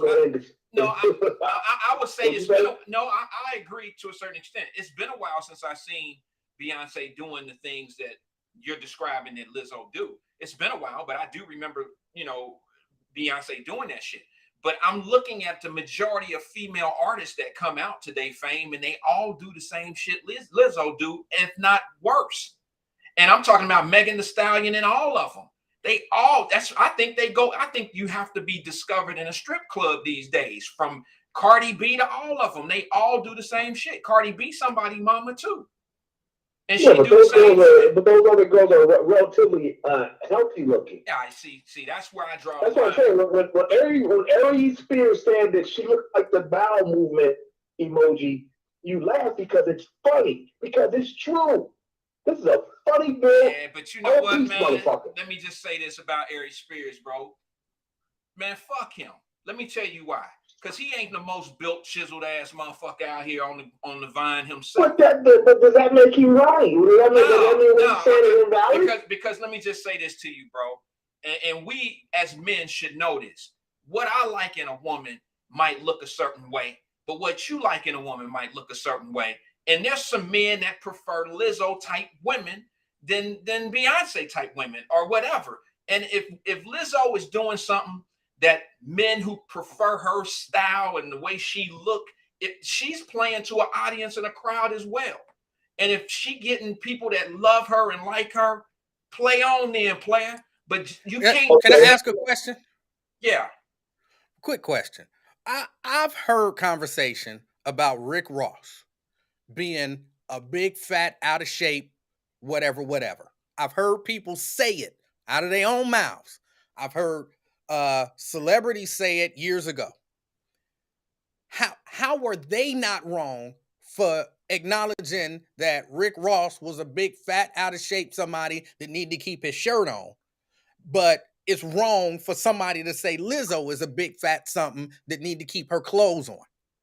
Now, I'm not saying either is good to, body shame somebody, but if it's okay to body shame a dude for being big and fat and needing to keep his clothes on, why is it not okay to body shame a woman for being big and fat and need to keep her clothes on? If you can't say it about Lizzo, you can't say it about Rick Ross. But if you can say it about Rick Ross, you should be able to say it about Lizzo. I couldn't agree more, Emmanuel. Same thing with nobody who's big in Hollywood, all the people who were big immediately lost weight. Some type of weight. Monique, even said the entertainer on some level. Bruce. Yeah, but you want to go to white people, that lady who had that show with her fat cop husband, Mike and Michelle, or whatever it was called. Mike and Molly. I forget that lady's name, but yeah, what's her name? Lizzo was out here flaunting an unhealthy lifestyle, being obese like that. Just because you can twerk while you play the flute, that takes time, but it's still unhealthy. Hold up. What is, okay, when you say that, Fame, I hear where you're coming from, but I don't know if I agree. Because she's a big woman means that she shouldn't be out here doing what thinner women are doing, and she's promoting obesity by doing the same thing that the smaller women are doing. That promoting obesity is living a lifestyle. If she's on here eating unhealthy, promoting unhealthy foods and things of that nature, smoking cigarettes, just doing things that obese people can do to make themselves more obese, that's promoting obesity. But doing what other women do on stage, and just because you bigger than them other women, that's not promoting obesity. She's doing the same promotion of what any other woman is doing that's in that same lane of music. If they can do twerking and all that old shit, it's no different between Cardi B going on stage twerking and Lizzo twerking. Neither one of them are doing what I prefer. I'm going to be honest with you. But just because Lizzo is big don't mean she don't have the right to do what Cardi B is doing. That's how I take that. Well, she always defends herself by saying, y'all are attacking me because I'm a heavy-set black woman. And like I said, her doing that, always trying to use that as a cop, that leaves it open, fair game to use on her. She's if you do any type of work, if you just take sodas and everything out of except the water out of your diet, you'll lose weight instantly. She's still big as fuck as the first time we saw her. So she's being unhealthy. It's clear. She needs to promote, if she wants to promote positivity to our young girls, then promote something positive. Being big like that, that's not positive. Right. Okay. you know, at all. Well, I'm I don't sorry. know about all I'll that. be honest with you, and I'll end. This will be my last comment on this. But like, I don't think that Lizzo promotes anything other than what she might have to defend herself and talk about her weight, because some people might be shaming her and saying certain things. You can't wear that. You shouldn't wear that. And blah blah blah. She don't look all that great to me. I don't prefer that Sure. either. But I will stand my ground and stand on my circle and defend what she wants to do. She's not hurting anybody doing the same thing that Cardi B is doing. She's not hurting anybody by doing that. Cardi B go out there and twerk. She's somebody mama. And I'm gonna be honest with y'all. When it really, if you really want to get technical with it, Lizzo's is more of an artist than any of them people. So she should have a right to be able to promote whatever she's doing in her artistry, just like those girls who don't write their own stuff, don't play none of their own instruments, don't produce any of their own music. She has every And right to all go she up there and is market is herself. Missy Elliott 2.0. Missy Elliott for 30 years done hit her lifestyle. This big motherfucker had her lifestyle. All right? That's all I got. I do got to finally get to the store. But hey, y'all be well. And it's been a pleasure. All right, Fame. Have a great day, bro. I don't know, E. I got a problem with that. I got a problem with us looking at Lizzo as like she's worse than what the other girls are doing because she's a bigger woman. That makes no sense to me. And again, my only issue, I agree with you. I agree with you. But my only issue, like I said, it's all right to call Rick Ross, or at least I guess he done lost some weight. But it was all right to call him fat and shame him and talk about his titties and him taking off his shirt when all the other fit male rappers did it, but people tried to shame Rick Ross, and there was no big movement like, oh no, leave Rick Ross alone, your body shaming him. There was no movement for that. It was cool because he a dude. So it's cool to body shame a dude. You some skinny dude, it's cool to body. He need to put his shirt on. He ain't got no chest anyway. It's cool to body shame a dude all day. But you say something about a big woman. Oh no, that's sexist. Oh, your body shaming. I wish people didn't do it to anyone. But I'm not gonna bash Aries Spears for doing what millions of men and women did to Rick Ross. Keep your shirt on. Nobody want to see your titties. I'm not going to.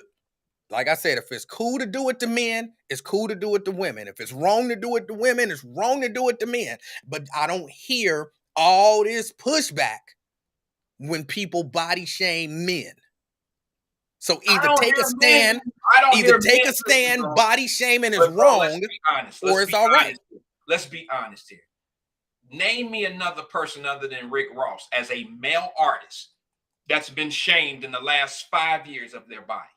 Well, I don't know a lot of these artists out here. That's because I don't know a whole lot of these artists. That's because it's very, very, very, very small percentage of anyone in the male species that's been, I would say, T.I. Oh, that's so not true. That is so not true. What I'm saying to you is you very seldom hear in public or you hear bashing of men and their bodies. That's not true. You hear it all the time. You just don't pay much attention to it because it just go past. Because, men like, but fucking, I'm fat. I don't care. You say what you want to say. I'm fat. I'm going to take off my shirt. You ain't bothering me. It's okay for a man to be fat. OTB Boxing brought a good one up. DJ Khaled. But DJ Khaled just started getting out. He's on a yacht with no shirt on and he can't even see his knees. Let's say that. He can't see he can't see below. And how long? Hold on, but just like what you just said, how long has that been a joke? Oh, he can't see his. How long has that been a thing out there where people talk about fat men and they can't see their privates? But nobody really go. Oh no, you can't say that. Oh, you gonna hurt his feelings and oh, you negative, you anti-male. People don't do that. I think women. The fellas gonna be against me on this, man. But this go back to my point where a big woman can't do what a little woman can do on stage. She'll be shamed for that. But it goes back to the fact that women are under more scrutiny of looking a certain way than men are. That's pretty. I don't agree with that. I think men are under. I think men, like you just said, men don't give a fuck. I think men, no, we're not under that same pressure. How many people go out there and do what Khaled and Rick Ross do? Take their shit. How many women just go out there and do what Lizzo do? But wouldn't that be not like, it's not my fault. I'm fat, okay? And people don't ain't have a fat. problem. I'm fat. And people don't have a problem telling me I'm fat. And guess what? I'm not going to go climb in no shell and die because people said I'm fat. People said I'm fat. I'm fat. But let somebody say something to some woman. Oh, you fat. See, why are you picking on her? It's not my fault that I just say so. And she go crawl in a corner and cry. That's not my fault. It is wrong. If all I'm saying, if it is wrong to body shame women, it's wrong to body shame men. And if you are against body shaming, then you should be against body shaming on all men, women, the whole nine. But what I Okay, so find is let that me a ask lot you of this. people are not against body shaming, they're against body shaming women. But Okay, it's okay to body shame men. okay, I'll give you that. Let me just ask you this. What was the last female comic, or maybe even a male comic, that went so hard on Rick Ross taking his shirt off during concerts and juggling and doing what he do? What was the last, comic that stood up and gave it some national attention and it like caught fire? Like, I But just don't think guys give it's a not fuck. gonna It's not catch, but shaming.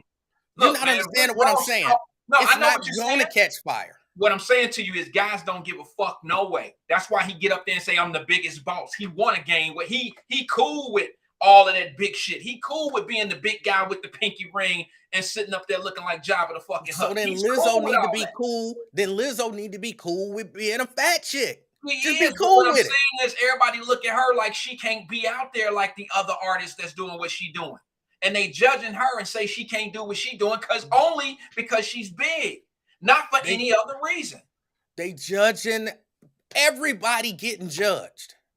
Why we want to protect just certain people? Protect everybody. Who we Hold support? on, for I mean, real. Hold on, for real. Wyatt, you don't think some of that stuff, what do they say? It's a defense mechanism.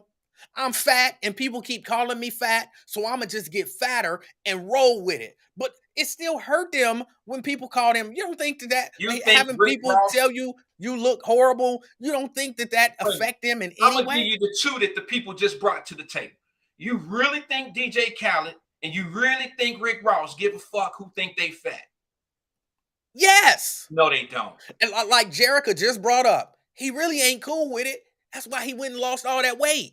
No, he lost all that weight because his fat ass passed out on that private jet and then damn near died. Smoking weed and drinking bottles and eating hot wings. He explained it. The reason why I gotta lose weight is because my doctor told me I had limited life left. That's what why he he said. lost weight. That's He what didn't he lose said. weight. He didn't That's what he lose weight said. because he was concerned about what people were That was- saying about him.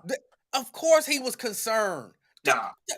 Well, you're right. Men don't have feelings. I'm sorry. Nah, I forgot. There you go with that little. There you go. There you go. I didn't say he didn't have feelings. So I'm if you not can saying that acknowledge men that don't have feelings. I'm so if saying you can that acknowledge okay. that men have feelings, if you can Okay. acknowledge that men So let have me just feelings, ask you this: when you see a man and a woman, a husband and a wife, most of the time out at dinner, all right, generally speaking, not in all cases, but in most, you always see the man. Most of the time, the man is just letting life take its course, and he's just going to do whatever he do. He ain't going to the gym no more. I'm getting to that point, bro. And I don't give a fuck if somebody be like, damn, why you didn't pick up about 10, 15? I don't give a fuck at this point in my life. Just like you said, you fat. You said that shit kind of confident. Like, you don't care. Like, I'm saying it as a matter of fact. I'm fat. Why would I be mad at somebody for acknowledging what's true? That's like you say, man, you 5'5". How dare you call me 5'5"? How tall are you? Well, I'm 5'5". Why would I be mad about that? I'm you just saying acknowledging the truth. Big dudes don't care. Like, they don't care who call them fat. Fat is kind of in for Yes, dudes. they care. Big dudes, you got a whole lot of big dudes out there who commit suicide because they are. Shit. More women or more men that commit suicide because of the shaming of body? You ain't never watched like them shows about people being fat. Like even when The 1,000 Biggest pounds. Loser, It's even not- when The Biggest Loser was a thing, those men were seriously contemplating suicide because people made them feel horrible Then they about suck. being That ain't got shit obese. to do with that. This is some different shit we talking about. The No, people it's that be on them not. shows are conditioned to be on them shows, man. Them soft motherfuckers. Most in today's Oh my- society, most my dudes that are heavy and fat don't have no problem with being that way, bro. That's not true. Because men have been conditioned to think that it's okay. It's okay No, to get bigger. No, men have been conditioned that if you complain about somebody more calling you fat, women. that make you weak. Women have a problem with gaining weight and getting out of shape and showing wrinkles and shit. I'm not saying that we don't have a problem. It ain't our number one problem in life, bro. We let nature take its course. We will eat a little more. We'll do a little more. We get bigger a little bit more. And men okay with it. I mean, I ain't saying that we just ignore the fact that we getting big, but we ain't letting society tell us that we ain't shit because we didn't gain some pounds. You Of tell a course woman, that- wait, Bro, you that tell a happens woman all that the she time. didn't gain weight. If you are a rail thin dude or a big fat dude, you got probably some self-esteem issues, and if you go get some counseling, then you're gonna be like, oh, I didn't know that bothered me. That was why I do this, and I didn't know that was why I do that. It bothers men, and I think what you're saying is a little dangerous.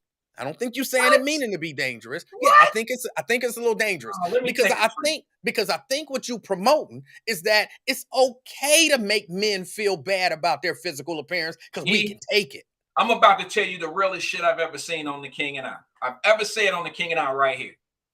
It's 350-pound ass men out here that be capping on big women. They fat and nasty and all that old shit, and they be blasting on women. They be And it's fat women that do the same thing to men. Just like Ari Spears, fat, nasty looking ass, gonna sit back and say something about Lizzo. That's what I'm talking about. It be out of shape men talking about other people. Like, and out of shape women talk about out of shape men too. I don't know. I ain't saying they don't. I'm just saying it ain't that.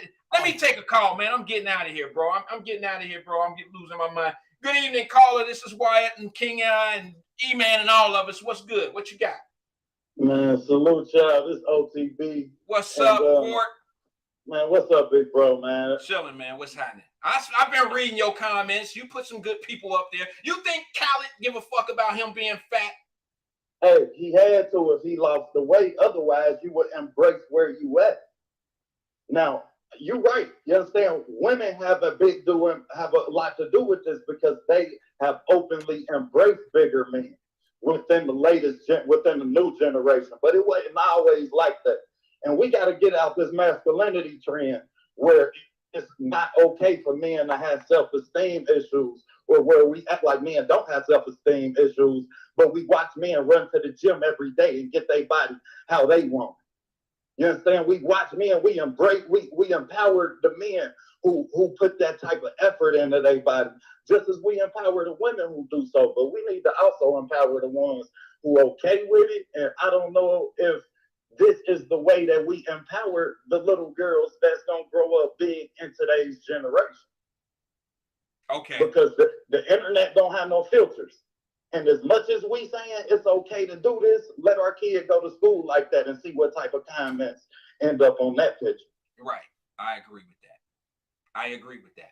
So now let me ask you, you think that Khaled and DJ and Rick Ross are content with being big guys? And do you? No, I don't. I don't. I don't think, bro. You don't. I don't feel like that because they both openly lost weight. That's like us saying that Monique, who profited off of making jokes about little girls, who profited off of empowering big girls to be big girls, and then she run and lose all that weight. Well, you weren't okay with how you were before. But you do know. Y'all do know. I'm not saying that big people are the healthiest, but if you get to a point where a doctor tells you you might be successful at the box office, you might be successful at selling records, you might be successful at selling out stage or selling out concerts, but you're not successful in your health, in your body.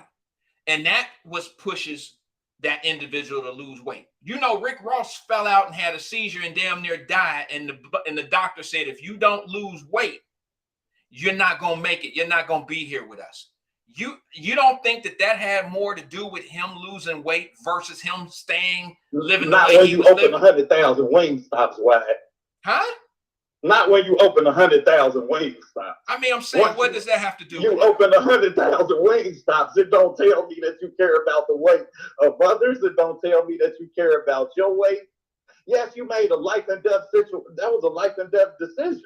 Right. Now, under those circumstances, So what I'm saying, Court, is this though. What did it take for Rick Ross to actually lose weight?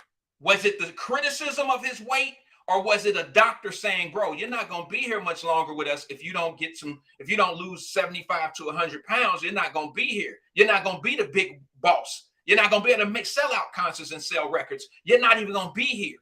Don't you think that motivated him to lose weight more so than people saying he jumping on stage with titties? Yeah, I definitely agree with you there. That's so accurate. what I'm saying is he don't have the same motivation as a what the message that the Lizzo chick is sending to the youth is what I'm focused on, because that message is a message that's not going to lead their doctor to talk to these little girls. That's not going to lead their doctors to talk about these little girls. So they have to have the confidence while we instilling that you can do whatever little girls do. You can put on whatever everybody else put on.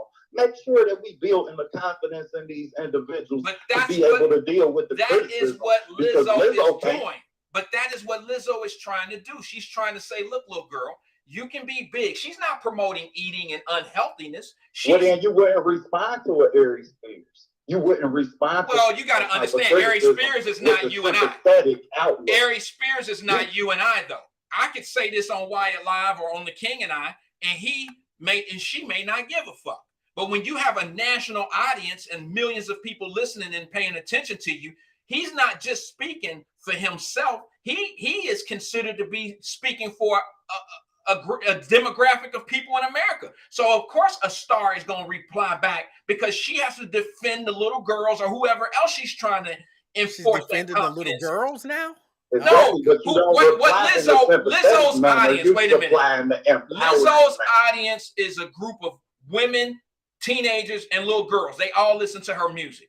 And if she's trying to enforce that you can be all you can be no matter how big you are, that's who she's defending. So when you say something about Lizzo, you are talking about anybody that works Lizzo. with her. No, Lizzo is defending Lizzo, and like the caller said, well, when you personally attack her, but he men didn't have say, feelings too, and men ain't running around here happy that people calling them big fat slobs with titties and stuff like that. Men, that don't make men feel good. Men just for whatever reason, society or whatever has programmed us to be all right with that. But I'm cool. Yeah, I get what y'all saying. But let me just say this to you: if saying that shit about Rick Ross and DJ Khaled, if they had so much feeling about it, why they do it, bro? You don't have to be on stage half buck ass naked. Saying about Lizzo. Same with Lizzo. If you feel that sympathetic about the criticism that you're gonna receive, then why do it? She don't. What I'm saying to you is she's trying to pass self-confidence on to others that are big like her. Y'all don't get what I'm saying? That's what she's trying to do. And when somebody attack her, she has to defend her stance on, well, I'm a big woman and I'm confident. That's what she's standing on. Rick Ross, if he had feelings and cared as much as y'all niggas trying to say he do, why he go on stage with titties flapping all over the place? That's his choice to do that. All right. Wait a minute. Been about this check. How you gonna say I'm acting like it's easy to lose weight? This ain't got nothing to do with weight loss. This is about confidence and how people feel about themselves. I just wanted to put some fire on the fuel. Y'all keep cooking, man. Go ahead, Court. Love you, little bro. All right. Hey, Wyatt. I'll let you. Wyatt, I got a caller over here. Let's get it. Caller, you're on the air. What's your name? You keeping up with the time, E? It is Tariq. Tariq. Yeah. What's going on, man? Hey, what's up? I can't call it, man. Hey, listen, I'm tuned in. Hey, what's going on, Wyatt? And what's happening with you, bro? Man. All right. So look, we know there's double standards out there for men and women, right? Right. So at the end of the day, so just because it's spoke about is shaming. That's the problem I think that we're having. Like now, Ari Spears, he did speak about it in a comedic way, and he was throwing shots. I mean, clearly that was the case. But when a woman criticizes a man for being broke, is not the same reaction.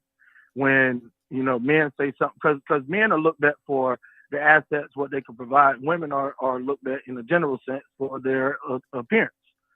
So I don't see the big deal of calling out one or the other, right?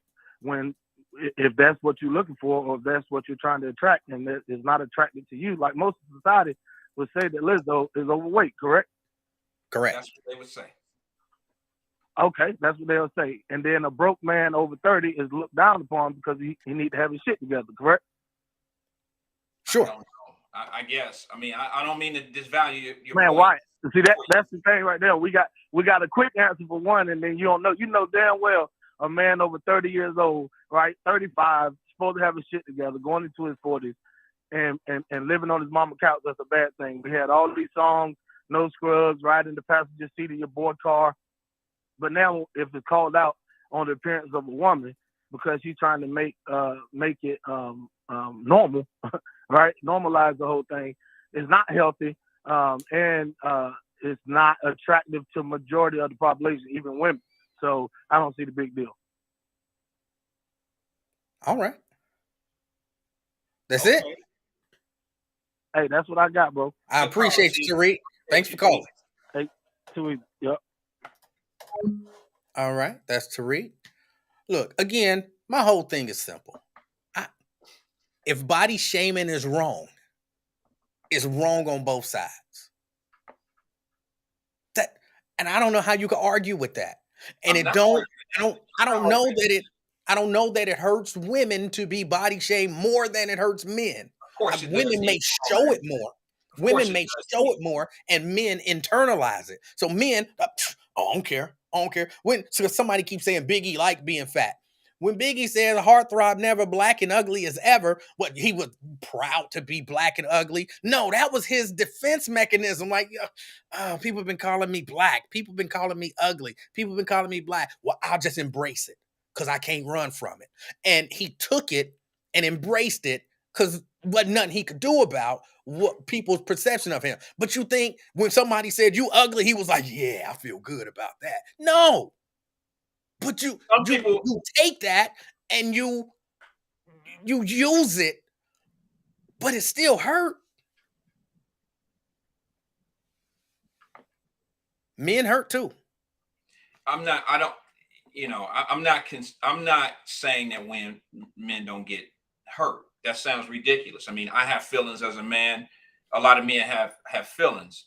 But what I'm telling you is, I mean, I can use an example. When you and your wife are going out, when me and my wife are going out, who always takes the longest to get ready? Men just don't have the same feelings when it comes down to looking and going out in front of everybody and presenting themselves to the world. We just don't have that same care that women do. Women have a more self-consciousness about themselves than men do. You don't think so, E? No, I'm not laughing at you. I'm looking at the comments.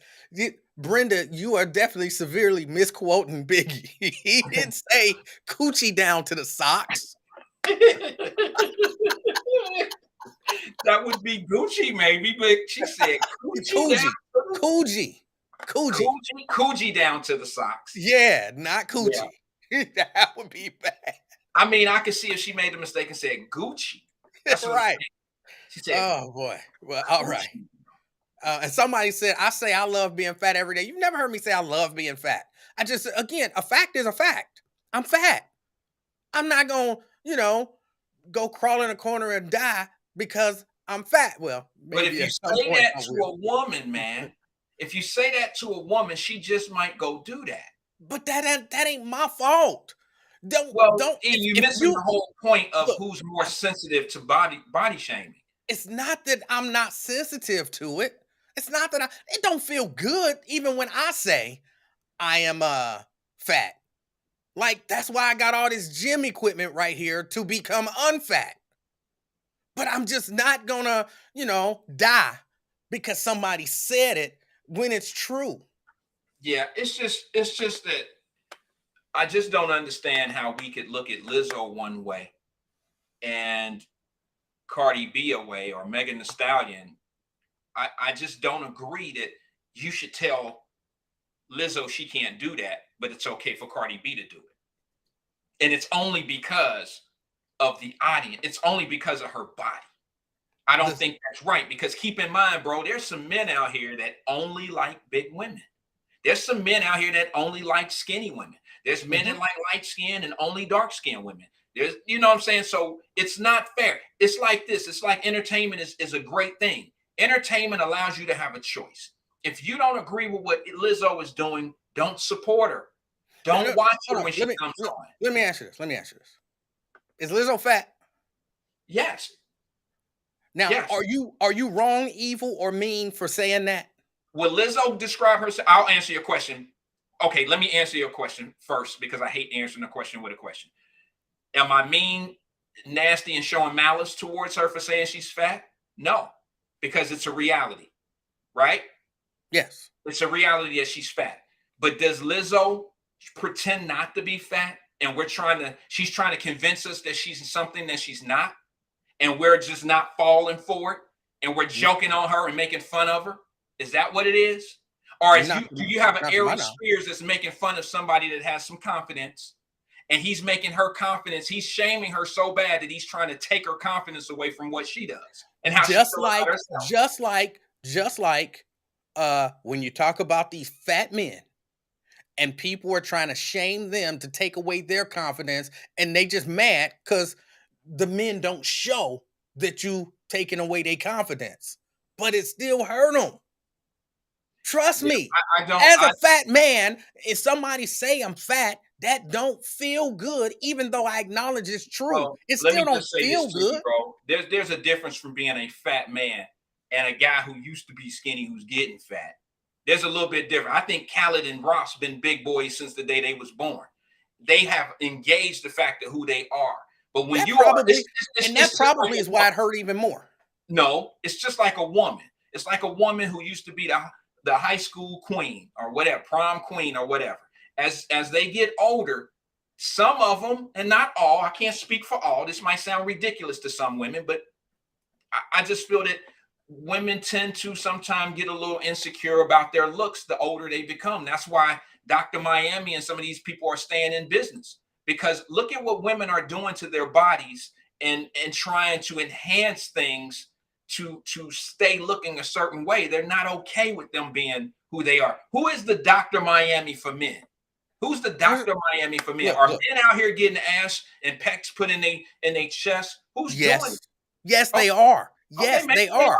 But Men are okay, out here. Look, men are out here getting gastric bypasses and all of that kind of stuff, going to the gym, almost killing themselves to lose weight, just like everybody else. yeah, Men I'm are not going saying under that the men are. knife. Men are getting muscle implants. They got muscle implants for men. You know why they got it? Because there's a demand for it, and men get it. Yeah, okay. They Well, just don't tell you about it. men get wigs too. They get toupees and wigs too. But I That's can right. guarantee you there's more money in the women game of wigs than there are in the men game. And it's the same thing in the gyms. There's probably enrollment of more women in these LA fitnesses than there are men. And my point is, I'm not taking away anything from what you're saying. Men have feelings. Some men are more sensitive than others. But I think we have put women in a situation where, I mean, you know, part of bullying and a lot of those women, I know bullying is a hot button for you. Um, Women get bullied because of their looks more so than men do. That's not true. All right, that's just my opinion. All That's right. my opinion. Most women have more things that they just deal with things. They have more self-conscious reasons on this earth than men do. Here's what I And think I that's might why agree it with you. takes them so long to get ready for every damn thing. And a man is ready to go to the movie theater with his wife. They ready to go right now. Okay, let me brush my hair and brush my teeth, baby, and I'm gonna slide these shorts and a t-shirt on. We can go. Women ain't rolling out the house like that. Wyatt, it might seem like men just brush that stuff off easy, and men don't care about being talked about and bullied because of their physical appearance. It might seem that way because they don't want to seem soft. Because if you call a man fat and he shows that that hurts him, he's considered soft. No man wants to be considered soft. So he ain't gonna show that it hurt him. He ain't gonna let it be seen. But it don't mean that inside he ain't feeling the same thing that that woman is feeling. Mm. It's Yeah, just okay for her to, to cry. It's okay for her to say, that hurt my feelings. But let you call a man fat and he like, that hurt my feelings. You're I gonna don't be know like, about that this one. bitch. I don't know You know what about I'm this. saying? He can't react the same way I because just of think guys society. don't give a fuck. I'm telling you, bro. I see That, it all day. of Look course, at, that's what he gonna say. I nah, don't I give ain't a saying fuck. they say that. I ain't saying they say that. You can just tell by action. Yeah, the gym is full of both men and women, bro, You based can't on your tell. logic. Okay. But I'm just telling you. I see guys walking around here, and here go the other thing. Here go the other thing. And here's how I know. Because back in the day, you had to be all this one kind of thing. You, as a man, you had to be all this and all that. Look at today. Let's just take a survey of all. If you got a single man out here, trying to find a woman, a fat ass man got a better chance at finding a woman than a fat ass woman finding a man. Well, that's not fair. Here's why That that's is not fair. fair. That Here's why is that's fair. no. Because, Here's why it's not go fair. ahead, tell me why it ain't fair. A man, period, got a better chance of finding a woman than a woman got of finding a man. The numbers just bear that out. Well, So I'm not yeah, talking it about. bears it out. A skinny We're not woman, getting technical with the 7-to-1 ratio type shit. That ain't where we going with it. but I'm that talking. all matters. Well, it That might all matter to a matters. certain extent, but what I'm telling you is, I'm talking about when it comes down to preference of who is what. A woman is more likely to date a fat man versus a man dating a fat woman. That's just Let me if tell you you, go out looking for something. You ain't. this is the only reason why I can't say that that's true is because I know a few larger women, and they don't have no problem finding men. None. None of the fat women that I know, I guess I can't call them fat. None of the larger women that I know have any problem finding men. And that's None. why Lizzo is okay with being who she is, because she plays to an audience of women that might be bigger, who feel confident in who they are because they have role models like a Lizzo, somebody that's big and can make them feel okay with who they are. I'm all right And with that Lizzo was being that was my confident in who that was she. I my don't have a whole problem argument. with her confidence. My whole argument was I was okay with Lizzo being who she is, but people want to act like Lizzo can't do what she do, but it's okay for a skinny woman to do what they do. And that was my whole beef with the whole conversation. And we went off on men's insecurities and shit like that. I'm sticking on my circle. I believe that Lizzo has every right to be a performer and do the same shit that any other artist on stage is doing. And you can't say that she looked like a pile of shit or an emoji and all that. For someone to attack her like that is dead ass wrong, bro. That might not be my cup of tea. But the same brothers that date the bigger women that you say the same brothers that ain't got no problem looking at Lizzo on the stage, and they probably don't feel the way that And again, Spears feel. the only thing that I slightly disagree with your position on is you saying, in essence, it's wrong of an Aries Spears to come out and say these negative things about Lizzo. All I'm saying is, if it's wrong for Aries Spears to say these negative things about Lizzo, it's wrong for all of the women who say the negative things about fat men too, fat male performers. Like But they wait a can't minute. come out on stage and take their shirts off. Show me one lady that's at the who's mainstream like Aries Spears is, who can have that kind of audience, who's paying attention to one individual, who can make a statement about Rick Ross. What lady comedian has stood up and said something about Rick Ross and put him on Many. blast? I can't think of them because I don't remember things in that But don't you context. think it's a But difference there have from been. somebody like me or you or just a I'm regular not talking woman about out me here or saying you. something? I've seen stand-up comedians get on stage and do a number of minutes on fat men, on Rick Ross in particular. I don't listen to Rick Ross. I think I know one Rick Ross song. The only way I really know Rick Ross is a big fat somebody that used to do shows with his shirt off because I heard some famous person go in on him. That's the only way I know that. Well, I still think It it's a difference. happens. I It think Ari happens Spears, on both sides. the bottom line is this: Ari Spears was dead wrong for saying something about what Lizzo looks like on stage, but he won't say something about Cardi B being on stage if she wore or acted the same way. I don't What I'm disagree saying with to you you. is just because Ari Spears don't prefer that type of woman, he shouldn't say something mainstream and out blatantly shame this woman I'm and not. try I'm to not make a disagreeing. joke about her I'm because not she's disagreeing confident with you, in who Wyatt. she is. That's Wyatt, that's where I'm I'm not, at. all right, good. I'm not disagreeing with you. But see, As a matter of fact, I agree with you. He okay, probably shouldn't have did it. But at the no, same time, you can't find it in your heart to agree that these women shouldn't be saying negative things about fat men or skinny men, I think taking I, off their shirts on stage. I think it's a mix. I think you'll probably find more men that'll say some shit like, "Look at dumbass Rick Ross up there with he got titties, he need a bra." You'll see And men. I've seen a lot more men saying something about Rick Ross. Shit, I I've probably said heard, something about it I've myself. heard, I've heard a many female comedian talk about Rick Ross taking off his shirt and having titties. Needing a bra, right? Yeah, Okay, but I'm sure I don't think that Rick Ross take that in like most people. And the that don't reason why make it. That don't I'm make it not saying it make it okay. right or wrong, but I'm saying that I don't think it affects Rick Ross like you say it does. Of Because if course it Rick does. Ross, if He he just had a hide it. problem, wait a minute, hold on. He just If hide it. wait a minute, bro, the way you hide it is to keep your fucking t-shirt on. If it Well, really oh my if it goodness, really that's not. mess Oh if my it god. really mess with him like you think it does, he can prevent them jokes. Or because if he did that, people would be like, "Hey, Rick Ross, why you stop taking your shirt off?" And then that brother break down like, "Cause I heard people talking about me and my titties, and it hurt my feelings." And everybody would be like, "Rick Ross, soft as hell," and I don't know.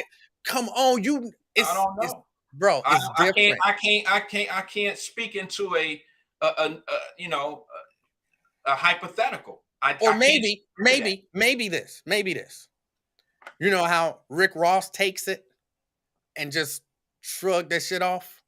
Maybe Lizzo need to start doing that. Just take it and shrug Well, that shit off. maybe she has gotten to the point where she feels like she's defending more than Lizzo. Maybe if you somebody that's trying to convince people to be okay who you are, and then a group of people come around and try, and you got an audience that's agreeing with, okay, I'm gonna be who I am, and then you have somebody attack that village of who they are, but they attack the leader being Lizzo. She could possibly be speaking for everybody that she's encouraging. She That's the could. way I look at it. She could. Or she And could brush if that she's shit off. speaking for everybody that she's encouraging, that's why she snapped back at him. Or At maybe those- what or, and this is just a suggestion, maybe she could start doing like the men do and just embrace that shit and brush that shit off. And then maybe that will be the thing Well, that I mean, I'm those sure girls she has see. done that, bro. All right I'm then. sure she's been doing that for years now. She's been But then up there stop in complaining leotards. about whatever Ari Spears had to say But about bro, her. It's it just a part also of life. depends on the messenger, bro. She's been heard way more shit than what Ari Spears has It's, said, and it's she's never just a snapped part of back. life, and she should just So, deal with so it wait a minute. Hold on. just I got like everybody else. I gotta say this. She's probably endured a whole lot more conversation than other than what Ari Spears has said. Okay, and she let the shit go. All Of right, she course. didn't say nothing about it. But then when you get somebody mainstream like a Ari Spears, she might snap back on that because he has more of a say. You know, he got more of an audience and people that he trying to clown, he capping on her. So she might snap back at somebody that got a little bit more to say or have a I don't larger audience. look, and again, I agree with you. I guess the only thing that I don't understand is why you can't see it. Like your glasses is clean and you can see crystal clear the position from Lizzo's standpoint. And I agree with you. Like I really do. I agree with you. But then when you turn and look at it from a fat man standpoint, them glasses become cloudy as hell. You can't see in your mind. I think you so conditioned by society. In your Probably. mind, you can't see where that could hurt a dude feelings and he could just cover it up by embracing it. Like What? No, he don't care. No, yes, he still cares. He still Yeah. cares. He just I brushed go, that because he not allowed to be vulnerable in our society as a man. He is not allowed to be vulnerable. And that's why part of the reason why all these men out here killing each other, because they not allowed to be in touch with their real feelings. All they allowed to be in touch with is aggressive behavior and hypersexual behavior. But if he got real feelings, no, just shove that down, punch somebody. You know what I'm saying? Oh, well, that hurt my feelings. Well, push that down, go have sex with somebody. Oh, yeah. I'm so bothered. Well, That's push the that down, whole. push that It's, down. it's, it's He's really not allowed to be it, vulnerable. it's really the opposite of what you're talking about right now, bro. The Oh reason my why goodness. the reason why these guys out here shooting each other and doing the shit that you're talking about is because they too much in their feelings. That's what it is. It's not because they can't be who they want to be. They It's are too because much in their feelings, they but the only way that they're allowed to express those feelings is either through some violence or sexualized behavior. Yes, they are too in their feelings and they not allowed to show it unless I'm being violent or unless I'm being sexual. That's how I'm allowed to, as a black man in this society, show my oh, feelings. I so definitely that's how think black men. That's what you just described is a very, very, very, very small percentage of black men, and you just labeled the whole black man. So black men do you're, what you're you right. just No, no, described. no, hold on. I agree with you. You It's sound not crazy, all black men. motherfucker, There, saying that there shit is like there that. is some. Because us It's black some. men who don't act like Yeah. that are the majority of the black race. You just described And though a I certain percentage, Wyatt, Wyatt, I but you just just agreed I was wrong. I'm not above agreeing that I'm wrong. I was wrong for generalizing like that. I was wrong. Emmanuel Livingston, the king of no. talk, Some people was think you're on wrong. point. That's why I'm saying it like that because some people agree with you, and I'm But, telling you that the but, majority of black men on this earth don't act like that. the- Ain't in their but, feelings like that. but those are the men that are allowed to be vulnerable. Those are the men that don't buy into that hyper masculinity thing. Those are the normal, I'm using the term normal black men. But there are a whole lot. It's a small percentage, but it's a lot of people who are locked into this hyper masculinity where I'm not allowed to have hurt feelings. And if I'm not allowed to have, I know I feel this stuff. I feel it, but I'm not allowed to feel it. Well, I gotta express it. I'm definitely not allowed to And cry. how do I'm I definitely express not it? allowed to say I'm hurt. Wait a minute. But the only way that I can And tell express it me is again. Tell us again how we be express it when we can't express ourselves. they're allowed to be violent, they're allowed to be sexual. So They're you think allowed to be that's violent and they're allowed to be sexual. so you think that's our way of dealing with our problems as black men. That's a lot of them, yes. The ones who buy into the idea that my feelings can't be hurt because I'm a man. I mean, I can't look, I can't speak for anybody but myself. I can maybe speak for some of the people that I hang with or that I know.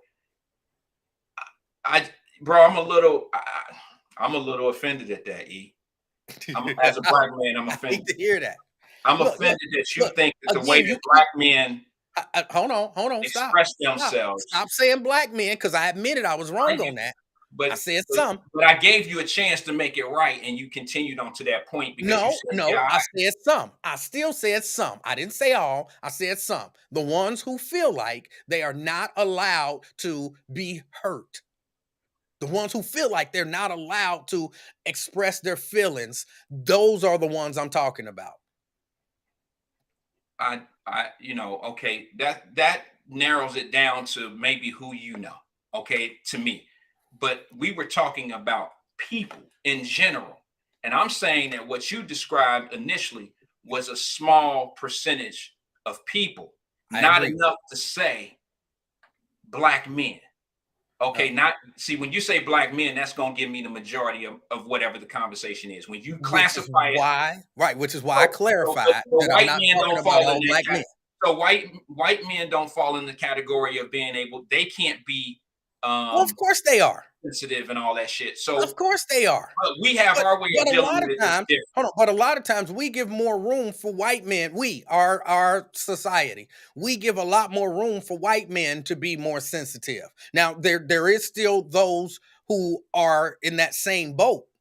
But again, because we were talking, or at least because I was talking and thinking about black men in this kind of subgenre, that's who I was talking about, was black men. Okay. But no, you can put white men in the same boat. You see some of this violence out here by these white men. Some of that is because they not allowed to express themselves. And that's the only way that we allow, some of us in society allows us as men, period, to express ourselves. And that's what we hear about, that weekend and that soft brother and that soft person and so on and so forth.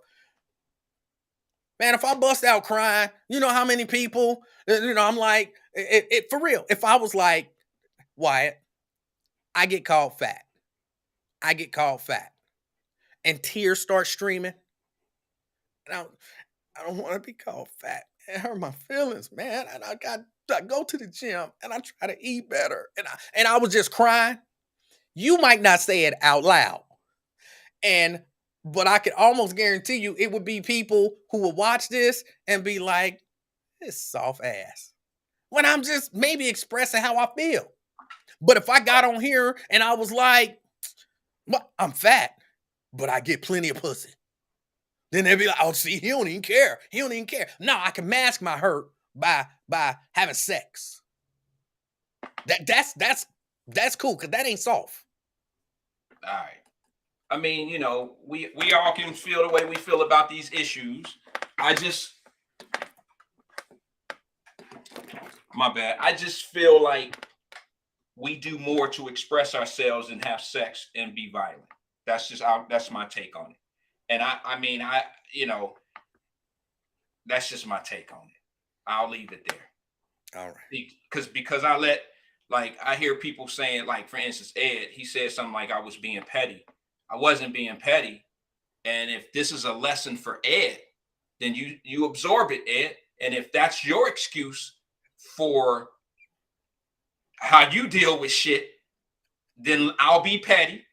And if your way of dealing with shit is to have a bunch of sex with a bunch of different women and to, what was the other thing you said? Be violent. If that's the way that you need to be expressing yourself. Yeah. Huh? And yeah, aggressiveness is one of the ways that you can, I mean, even if you're not actually violent, but you can be aggressive. Like, E-Man, you fat. Oh, I'm fat. What you gonna do with me?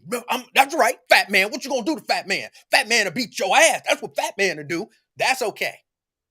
But you, E-Man, you fat. Come on, man. That hurt my feelings, bro. You ain't got to call me fat. This soft punk bitch ass nigga. You know what I'm saying? But yeah, I can do other things. Everybody don't deal with it that way. Everybody don't deal with it that way. And it's, sorry, somebody just texted me something about it. But I just think that we all have our different ways of dealing with things, and it comes in different shapes and forms and fashion.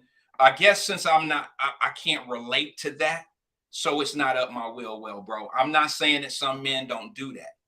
I think it struck a nerve, and I had to read a couple comments, maybe, and it ain't because of the comments. Trust me, I'm my own man, but maybe someone just described it and said, hey, Wyatt, don't take it personal. It ain't you. And that woke me up. See, what y'all don't understand, and I'm sure a lot of people do. I'm human. E, you're human. When people say things to me, I might take it wrong. And when I hear something that's wrong and not in my will, maybe I will shut down and get in a shell and be like, well, wait a minute. That ain't me. I don't understand it that way. And the majority of the people that I know in my life don't handle their problems like that. I could say that, somebody put on here and it was very nice. It was right on point to me. They said that, a lot of people turn to drugs, alcohol, and gambling as well. And not thinking of those things, I could see how when you're in a dark space in your mind, you can turn to those type of things. It never struck me that men do the things that you just said because they can't express themselves. That's just me. That's just me. Now, that could just be because it's not something that I've experienced. So like I said, I'm not saying that you're wrong. But I'm just saying that's not up my wheelhouse. That I makes sense. find other ways of expressing myself, and I would think that majority of men do. But I was wrong for not qualifying because I hate when people do that. Black men this, and I'm like, hold on, there's so many of us out here. So I should have said some. No, I I think I see. I'm appreciate the that only one correction. that took it. I'm the only one that took it there because I was reading the comments. Trust me, I was reading the comments. I'd have hit the click button on this shit if I was in my feelings for real. But I'm But just it would have been, I'm telling you, I would have said it if you would have said it. If you would have been the one to say, black men do this, I'd have been like, bruh, that's a yeah, small you minority. didn't done that So, to me before. So yeah. that being said, wait a minute, hold on. The only place that men can express themselves with no shame is church. I don't know about that. You I got to like get that. some friends. Let me tell you, there is nothing better than friends that are. This is why I don't use the word friends lightly.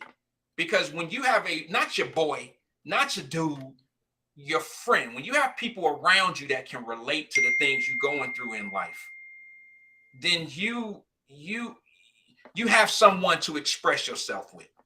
We all need some. Women have that more than men do. And I will agree. Maybe men need more outlets. But as a man, you have to find someone that's conditioned like you that you can express yourself to and give you that out, that time to breathe, who understands your relationship problems, who understand the things you're going through, your financial situations or whatever. I just been fortunate enough to be able to find people in my life that can relate to some of the things I'm going through. It's like having a friend that has a business. Y'all can relate. You know, you have a business, they have a business, you go through some of the things together, you hear each other's frustrations. It's nothing better than to talk to somebody that knows exactly, they can finish your sentences. They know exactly what you're talking about. But to try to have that same conversation to somebody that don't understand how it is to run your business day to day, that can be not only a frustrating conversation to have, you're probably talking to somebody that just can't relate to what you're talking about. And that could be an issue. And I mean, maybe it does make you go out and gamble and do certain things. I mean, drink. But I would say this, and I'd say this on the record, and I may be wrong, but I think that more men do have other vices, especially brothers. I think we do things more outside of the two things that you mentioned more than that. I think we do the gambling and the drinking and things of that nature more so than we do violence and just having sex with random women. I can't get caught up in that one. That's the one that kind of went over me a little bit, and it kind of kept me in a space because that seems to be what people want us to believe that we are. And I think that kind of hit me a little bit harder because when you hear people that don't look like us, when they describing us, they think that's what we are as a whole, not a small percentage. I can get with that. I can get with that. That's why I was in that spot. So forgive me, audience. Forgive me, y'all. Forgive me, E. I wasn't trying to like be somewhere that I just, I had these moments where I can get in my zone and I black out and I'm there and I'm like, God damn, this sound like, you know what I'm saying? And I can't. No, that's valid. I'm in a smoky room with all of that. So I just want to say to y'all, that's where I'm at with it. But yeah, E, 100%. It's been real. It's that time, I think, bro. Ooh, bro, little baby at the bus stop. It's raining outside. I'm not picking up little baby today. Today, her mama got her, so I don't know how to pick her up today. She's gonna be at that bus stop with that little umbrella, little pink umbrella with the cows on it and shit. She's gonna be standing there like, Pawpaw. Is it grandpa now? Grandfather. Grandfather? Is it grandfather? Oh, they didn't win Sadiddy on us, y'all. Not granddaddy. No. Not Pawpaw. Grandfather? Grandfather. Drink her tea like a grandfather? I thought the show was till 4. Who said that? What time is it? Yeah, no. Why had to be on at 5? Shit. I got something to do. Oh man, I don't know if I got a 5 o'clock in me, man. I don't know. You know what? I think I do. I think I'm gonna go on at 5E because I got that story I want to talk about. And we didn't get to touch on it. We didn't get to it, so maybe I'll do the 5 o'clock. and then maybe you and I can touch on it.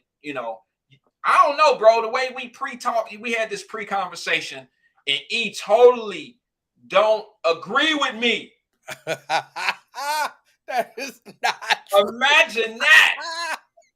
Oh. Mike Epps' crazy ass. Oh, I might call into your show, or maybe even video into your show, Either if you allow me, Shit. later on, Either if way. I'm not caught up doing something. Hey man, whatever happened to your trees, bro? I don't want to talk about that right now. That shit's still sitting out there. Ain't it?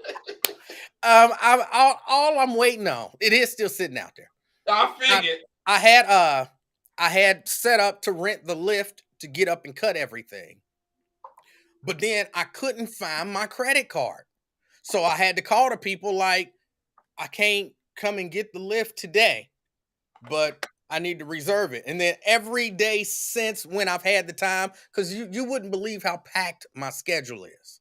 But every day that I've had the time to go get the lift, it's been raining and thundering and lightning, and I'm not getting up on no 35-foot lift in the lightning. You know what I'm saying? I'm not Benjamin Franklin trying to discover electricity. So that's not going to happen. Electricity will discover your ass. That's right. So yeah, now I got everything. I'm ready to go. Got, chainsaw ready. Got everything. I just got to go get the lift on a day when there are no lightning bolts in the sky. And then it'll be taken care. I had to order. I had to cancel my credit card, and because I just can't find it, and order a new credit card so that I can go get it. Because they won't let me, just go in with a debit card or anything. It's got to be a credit card, and I don't use my credit card. Like I don't use it, so I couldn't find it, and so I had to order a new one. A new one has come in now, and I just got to wait for a good day to go get it and get it done. It's going to be a simple process now. I had another question, but I'm going to fill in the blanks. I'm going to take the word tree out, and I'm going to put the word scooter in, and we're going to take that same 10-minute answer and just replace the tree with scooter, and say that when it was time for me to paint my scooter, I couldn't find my credit card, so I couldn't get my damn spray paint out. I've replaced the gas tank, which that wasn't that difficult to do. And I'm about to I'm in the process of breaking down and cleaning the engine. Because again, it sat for 20-something years, and when I went to start it, it won't start. So I talked to some of my mechanic friends, and they said, just go ahead and pull it apart. Don't buy no new parts. Like, I got to buy some new seals and stuff, but don't buy no new parts. Just take it apart and clean it. They said, I guarantee you it's a lot of rust up in there, which is what's causing it to not start. So before you rebuild and go buy a new rebuild kit, just take it apart, clean the rust off of everything, put it back together. It should start right up. And then if it don't, then you might need to start figuring out what parts you need to replace. Yeah, E, man, I ain't gonna lie, man. Between the trees, the scooter, and a couple other things, you got more excuses than a motherfucker going to jail about getting shit done, bro. I mean, damn. Woo!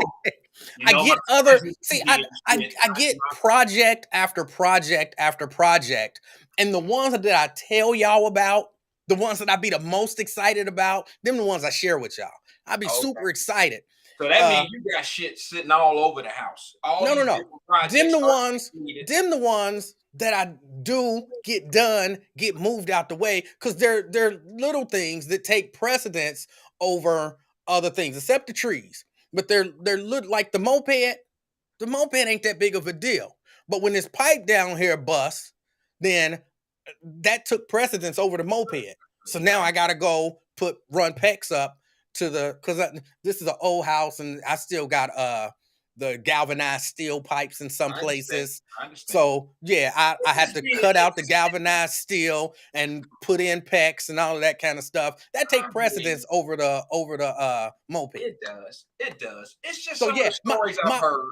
My little things get taken care of, and put the other things that I'm more excited about on the back burner. And I see somebody talk about me being that neighbor. Look, my neighbor, as a matter of fact, the neighbor, because it's his trees that fell into my yard.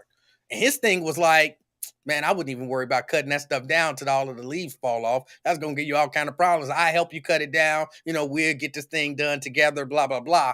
You better take him up on that, E. Well, if he want to help when I get this lit, but I'm not waiting till the leaves fall off. That would be another 2 months. It would be easier though. E. I'm not waiting another 2 months unless You it's waited just this long. It's been unless 2 it's months. just thundering and lightning every weekend. I'm getting out there cutting it down. Okay, we hear you. You've been But cutting this motherfucker down for did. about 3 months now. He did. He came over and he was like, he said, "Is it bothering anything on your property?" And I was like, "No, it's fine, because I cut it back as far as I could and got rid of that stuff. So, I just got the kind of big parts laying there, and I'm like, it ain't hurt nothing, it ain't on nothing. I'm good, but I want to get it." He was like, "Why don't we just wait?"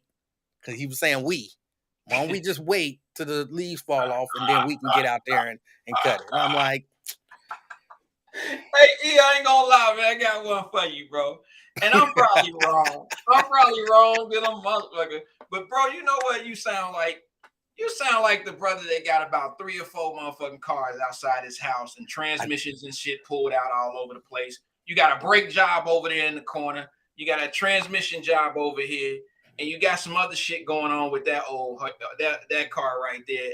I'm probably wrong, but you sound like no, that. hold on. You're not wrong. You partly wrong. You partly wrong. I do have 3 cars in the backyard. All ready to be repaired. No. One of them is my daughter's car that don't run, and somebody's supposed to be coming and getting it. But they haven't come, and they'll come and get it. So I'm not worried about that one. One of them does need a transmission. And I'm gonna put a transmission in that. And then one of them, I really just need to go, because before it went down, I had just put in a brand new a new stereo, deck with the GPS and all of that kind of stuff. It's got the nice beats in the back.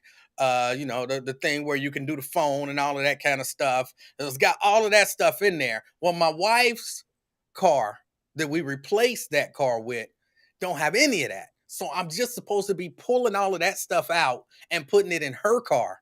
And then that car is going away. So when does that project start?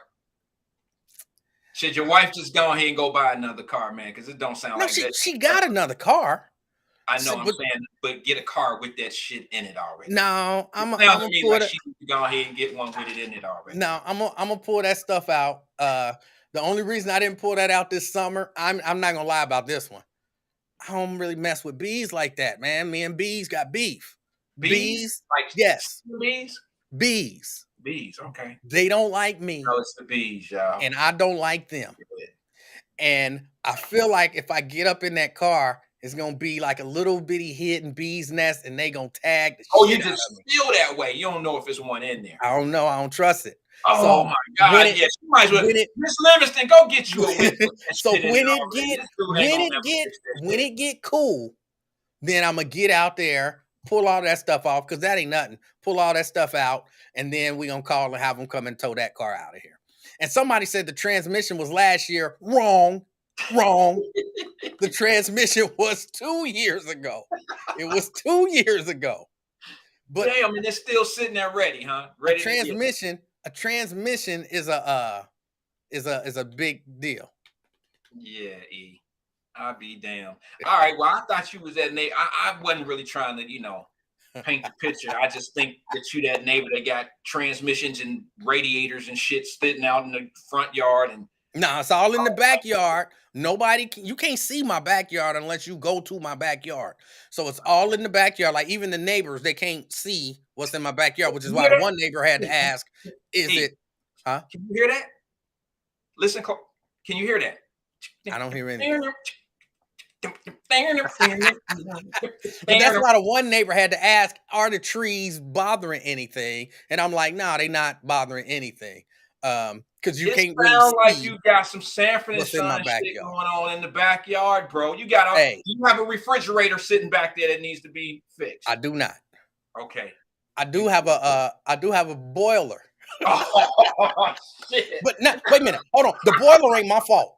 The boiler ain't my fault. I want to get rid of the boiler so bad, but Man, Mrs. if you don't Livingston, stop. Mrs. Livingston keeps saying, "No, we can take that to the scrap yard." And I'm like, "All right." I don't know if you ever moved a boiler. No, I ain't never Bruh. touched the boiler. I Bruh. don't know what the fuck about. What is a boiler? Heat boiler? You know how? Water heater boiler? Yeah. Because again, this is an old house. I got radiators. We heat with radiators. So I had the old Radiator? boiler. Yeah. You Okay. don't know what a radiator is? Yeah. I just have Yeah. a car radiator in my mind, but now, see, I remember burning myself in law homes off of radiators. But you Yeah. know, that was in the motherfucking 70s, right? This is how many times I gotta tell you this is an old house. So But I I had was the old radiator taken out. And I was like, in my mind, just take that motherfucker with you. I don't need no old radiator here. But Mrs. Livingston was like, we can scrap that and make a little money. And all the metal in that, we can scrap that. I'm like, why don't we just have them take it? Like, no, we can scrap that. All right, we can scrap it. You know what I'm saying? I ain't gonna, hey, she wanna scrap it. This So what she it wanna sounds do. like she okay with the Sanford and Son. I mean, with the shit y'all got out there. She okay with it because she about getting us some money. No sense in throwing that away. We can make a few dollars off of that. I'm okay with that. LaDonna, you are 100% right. A boiler is heavy as Yeah. hell. Like can I imagine. had no idea. A radiator, them things don't look that heavy. Bruh, it took, I want to say it was what, 4 or 5 of us, grown men, She said, to get my that. ex scrapped hers. It got $2. To get that boiler out of where it was into the garage, it took 5 grown men. Yeah, bro. It's heavy. So you trying to take it to the scrap spot so they can weigh it and then pay you on the weight. I ain't never That's how I scrapped get it. nothing. I ain't never scrapped nothing. I don't know nothing about scrapping no metal. For me, I'm like, look, I call the city. Let me put it out there on the curb. Yeah. They got a truck with an arm that'll come and pick it up, throw it away. It'll be gone. Let's do that. No, I want to scrap it. I want to scrap it. All right, let's scrap it. All right. Yeah. But that is her fault. The cars, Now, the cars I you can got blame on me. Oh my God. The Now, cars you can blame on me. My fault. But Whose that fault? boiler is I just want it gone. Yeah. But all that other shit back there is good. It's in order. It's just 3 cars, bro. It's just 3 cars. In the front yard. No, in the backyard, in parking spaces. What? Huh? What you say? Who, me? You what? Who you talking to? Wyatt? Me. Can you hear me? I can hear you. Can you hear me? I can hear you. Then who are you talking to? What you talking about? What you talking about? What I say? What did you I don't hear? know. You just I ain't start say saying, shit. who me? Who me? Yeah, because you was like, what you talking about? Who you talking to? And I didn't know you was talking to me when you said that because it didn't look like, I thought you were like listening to something. No. I didn't say anything. That's why it threw me off. Y'all know I be zoning, but I wasn't that far gone. I was looking at you. I was reading the comments and you was like, what you say? And I'm like, damn, I ain't say shit. So I know, are you talking to me? Are you talking to maybe Miss Livingston hear your ass lying on her, talking about she okay with that shit being sitting out there. And I thought you was talking to her. Yeah, no, I said the 3 cars are all in parking spots in the back of the house. Mm-hmm. They're all in parking spots in the back of the house, just waiting. So that ain't gonna be no biggie. When it comes time to get them towed out, boom, come and tow them. Give me my $50 or whatever they give you when you scrap a car or whatever. Give me my $50. Thank you. See you later. Okay. Everybody's saying you're gonna get $2.82 for that radiator, bro. I don't know nothing about scrapping no metal. I ain't never done it before. And so I just know I used to see them dudes picking up cans and shit and picking up shit that would cut you. And they take it and they get little $13 and some shit. And they've been out there all day. I mean, I don't know how much you get for some heavy shit. I don't know. I just want it gone. I just want it gone. Yeah. Yeah. Okay. All right, E, man. What else we got, man? Anything else before we get out of here for the day, man? No, none I can think of. I got to let you go get ready for your show. Oh, Lord. What time is it, man? I don't know if I got it in me. What time is it? Almost 4 o'clock. Oh, okay. By the way, I've been enjoying your shorts, man. My shorts. Yeah. I've been enjoying them. Video shorts. Yeah, I appreciate it. Thank you. What did you think I was talking about? Oh about? no, I got on shorts right now, bro. And I was looking at you like, what? You know, I know we've been talking about males expressing themselves and shit today, but I ain't there yet. No, the video shorts that you've been doing. Them shorts, nigga. I like them shorts, motherfucker. And I'm like, yeah, I've been enjoying the video shorts that you've been doing. Okay, well, I appreciate it. They on the web, they on my Facebook page and on the YouTube page. And I want to do more. And I think you and I should do some shorts together. Short takes is what I call them. So people over here who might just be clicking in. We do these short takes together, man. Maybe we started that at one point. But everybody was like, what time the show start? It only started for a minute. It only came on for a second. I'm like, don't y'all get it? It's like a 2 minutes short video. And they like, well, the show fell off my phone. I can't get it no more. Shit, they playing over there. And I'm like, it was a skit. It was not a skit, but it was a 2-minute clip. The fuck? Some people just don't get it, E. I get frustrated. But yeah, let's start doing some of them shorts, man, and get us, get some topics up, man. I've been trying to poll the audience and seeing what they really want to talk about. I think we should have went a little harder on Tiffany Haddish crazy ass. Your girl. That's really, huh? I said your girl. Oh, okay. It's my girl now. Yeah. Okay. Well, we spent a little time. Let me ask you this question. And this ain't even about, her potentially molesting kids or nothing like that. But just in general, I've never thought Tiffany Haddish was funny. Be it the few stand-up pieces that I've seen her do, or the characters that she plays in the movies. I've never thought she was funny. Am I alone on that? Nah, I don't think she's ever been known I mean, you know what? I don't think she could fill a Netflix, is it called? A Netflix special. I don't even think she's ready for that, bro. Quite frankly. Now, who am I to say that somebody that's making a few $1 million per film is not ready for a Netflix special? Well, I'm one to tell you that I don't think that she can do it. I mean, I've seen her flop a lot. Not a lot, but I've seen her flop really bad. And like I said in the comment before, man, I think Cat Williams was trying to tell us something that people wasn't really ready for. Yeah. And I think that she kind of hyper speeded through Hollywood. And I think in order to do that, you got to be part of some type of circle. And I think Cat Williams was just trying to tell us that. And I'm not a big fan on, she said something when that Will Smith and Chris Rock thing came out, man. And she put it out there like a trifling person would. I'm just being honest. She say some trifling shit sometime. And I know sisters can get tired of people like that. Because, some of us feel like when certain people that look like us say things that it paint a picture for all of us. And I get tired of that type of shit. And Tiffany Haddish is known for doing shit like that. And what I don't understand is she's typical to me. I'm going to say this. She's typical to me. She a sister that try to use that sisterhood bullshit on us, but then she go off and do white people type shit. Okay, that's just me.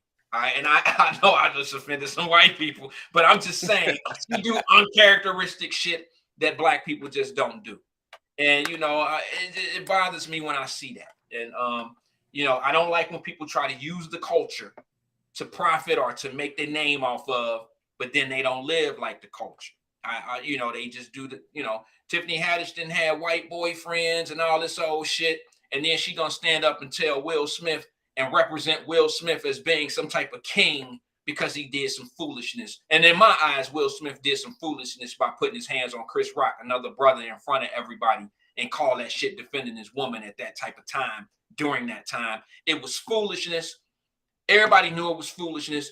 And then she come back and try to make it sound like this motherfucker was being the king that he should be and expressing himself the right way. And isn't it kind of ironic that she used that term, expressing himself that way, when in fact, that's kind of like what you had said that we do when we can't express ourselves, we turn to violence. And I just don't agree with that. And when Tiffany Haddish co-signed that bullshit, man, she was already a little bit back on my book on how she do things, but that pushed her further back. Yeah. I remember when Cat Williams was talking about her, and he asked one question. I won't say it was profound, but it made sense to me. He said, "What's your favorite Tiffany Haddish joke?" I was like, if you really think about it, I couldn't even tell you one. I couldn't even, tell you, like, she got the one joke when she was. Give me a punchline. Give me a movie she was in and she had some type of punchline that you would remember her from. Not just a joke, which that's where she come from, is the comedy world. But give me a punchline. What movie has she been in where she ain't been acting some old kind of, some old kind of trifling ass way, and you pulled something back from that character? Yeah. She's not that. And like Cat Williams, he said it. He did. And when I see, and she be in a lot of projects. Like she work. You know what I'm saying? I can't hate on her like she lazy and she don't work. She be out there working.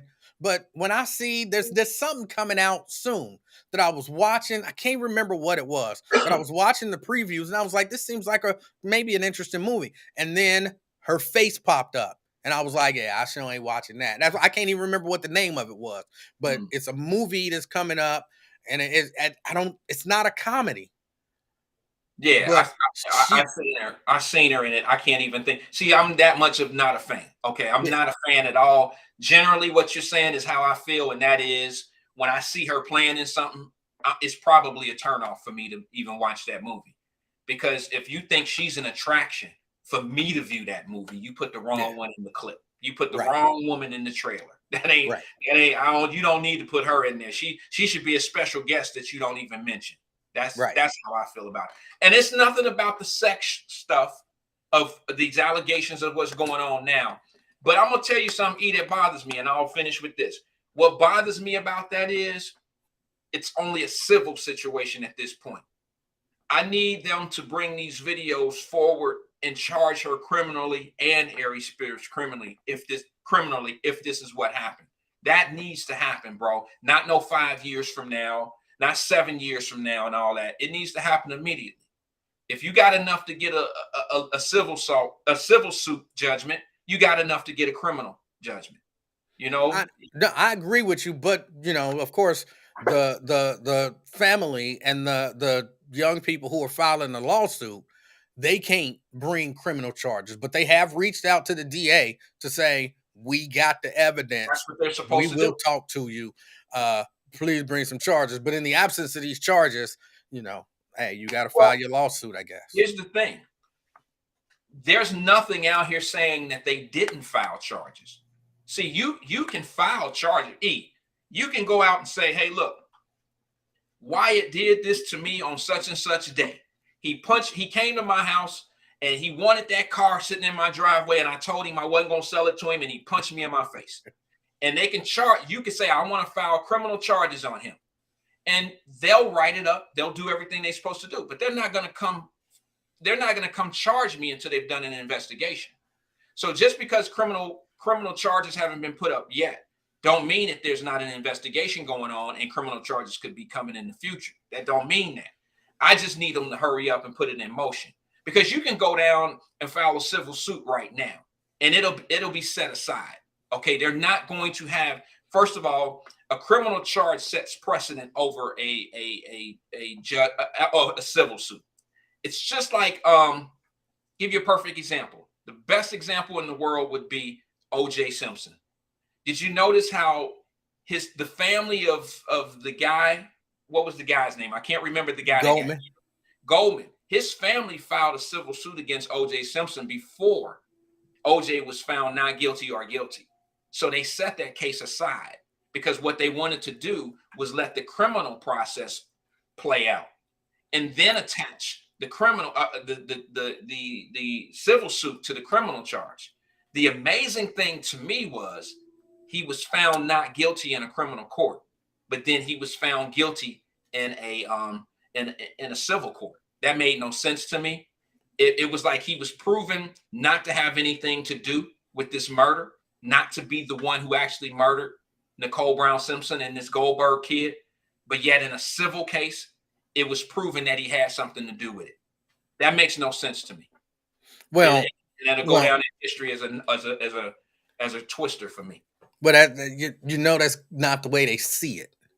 He was not found innocent. He was found not guilty, which is not to say you didn't do it. That's just to say they didn't prove beyond a reasonable doubt that you did. Yeah. So, that is a distinction. And then in the criminal case, them to say you're liable for this. Even though we can't prove that you did it, we gonna hold you liable. So I agree with you. It's crazy. I mean, it's the same thing. If you can find me guilty in liability, you should be able to find me guilty in murder. It's the same thing. I mean, how can you say, okay, so they got stabbed 5 times, but you can only prove that I stabbed them once? It's a different. It's a different level that you have to prove, right? Well, like yeah. One is beyond a reasonable doubt, and one is preponderance of the evidence. So it's more likely than not that you did it from the civil standpoint, but we can't prove that you did it from the criminal standpoint. So I don't like it, but I think I don't think you agree with it. I'm saying I know where you are with it, but don't you think that don't you think they have the same standard? I think so. I think that if you can prove that I did this, then I'm ready to pay the cost. But it don't take as much to prove I did this in a civil suit.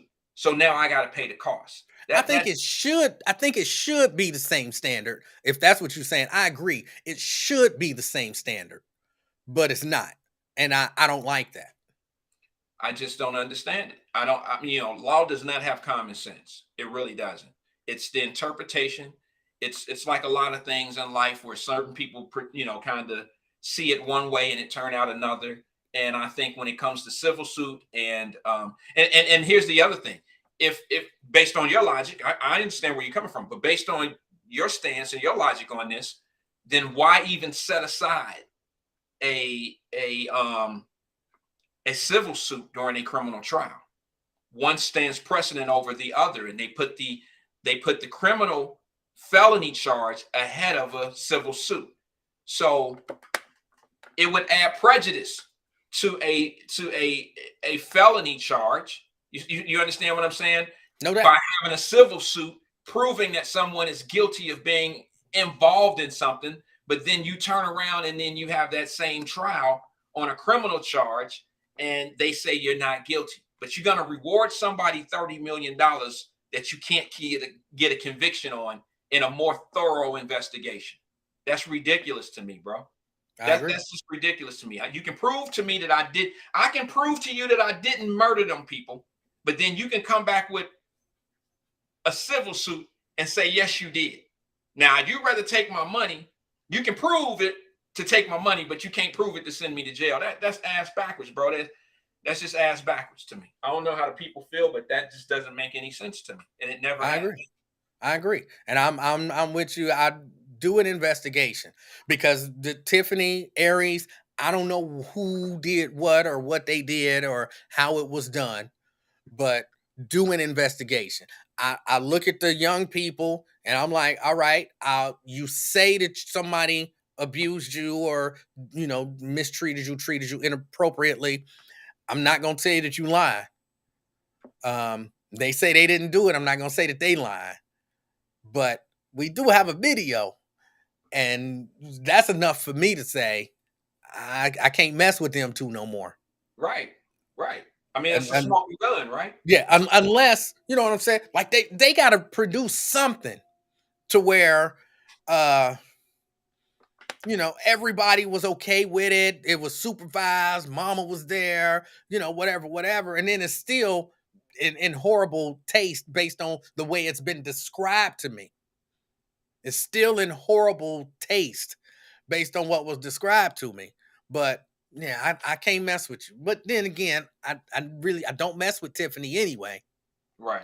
And I ain't seen Aries in I don't know how long. So Yeah, well, I never really had a bad word against any of them. I think that for them to even come out and say, now I'm waiting to see if these other videos exist. I've seen some people put some things on the screen earlier in the show saying that there's like 15 more videos.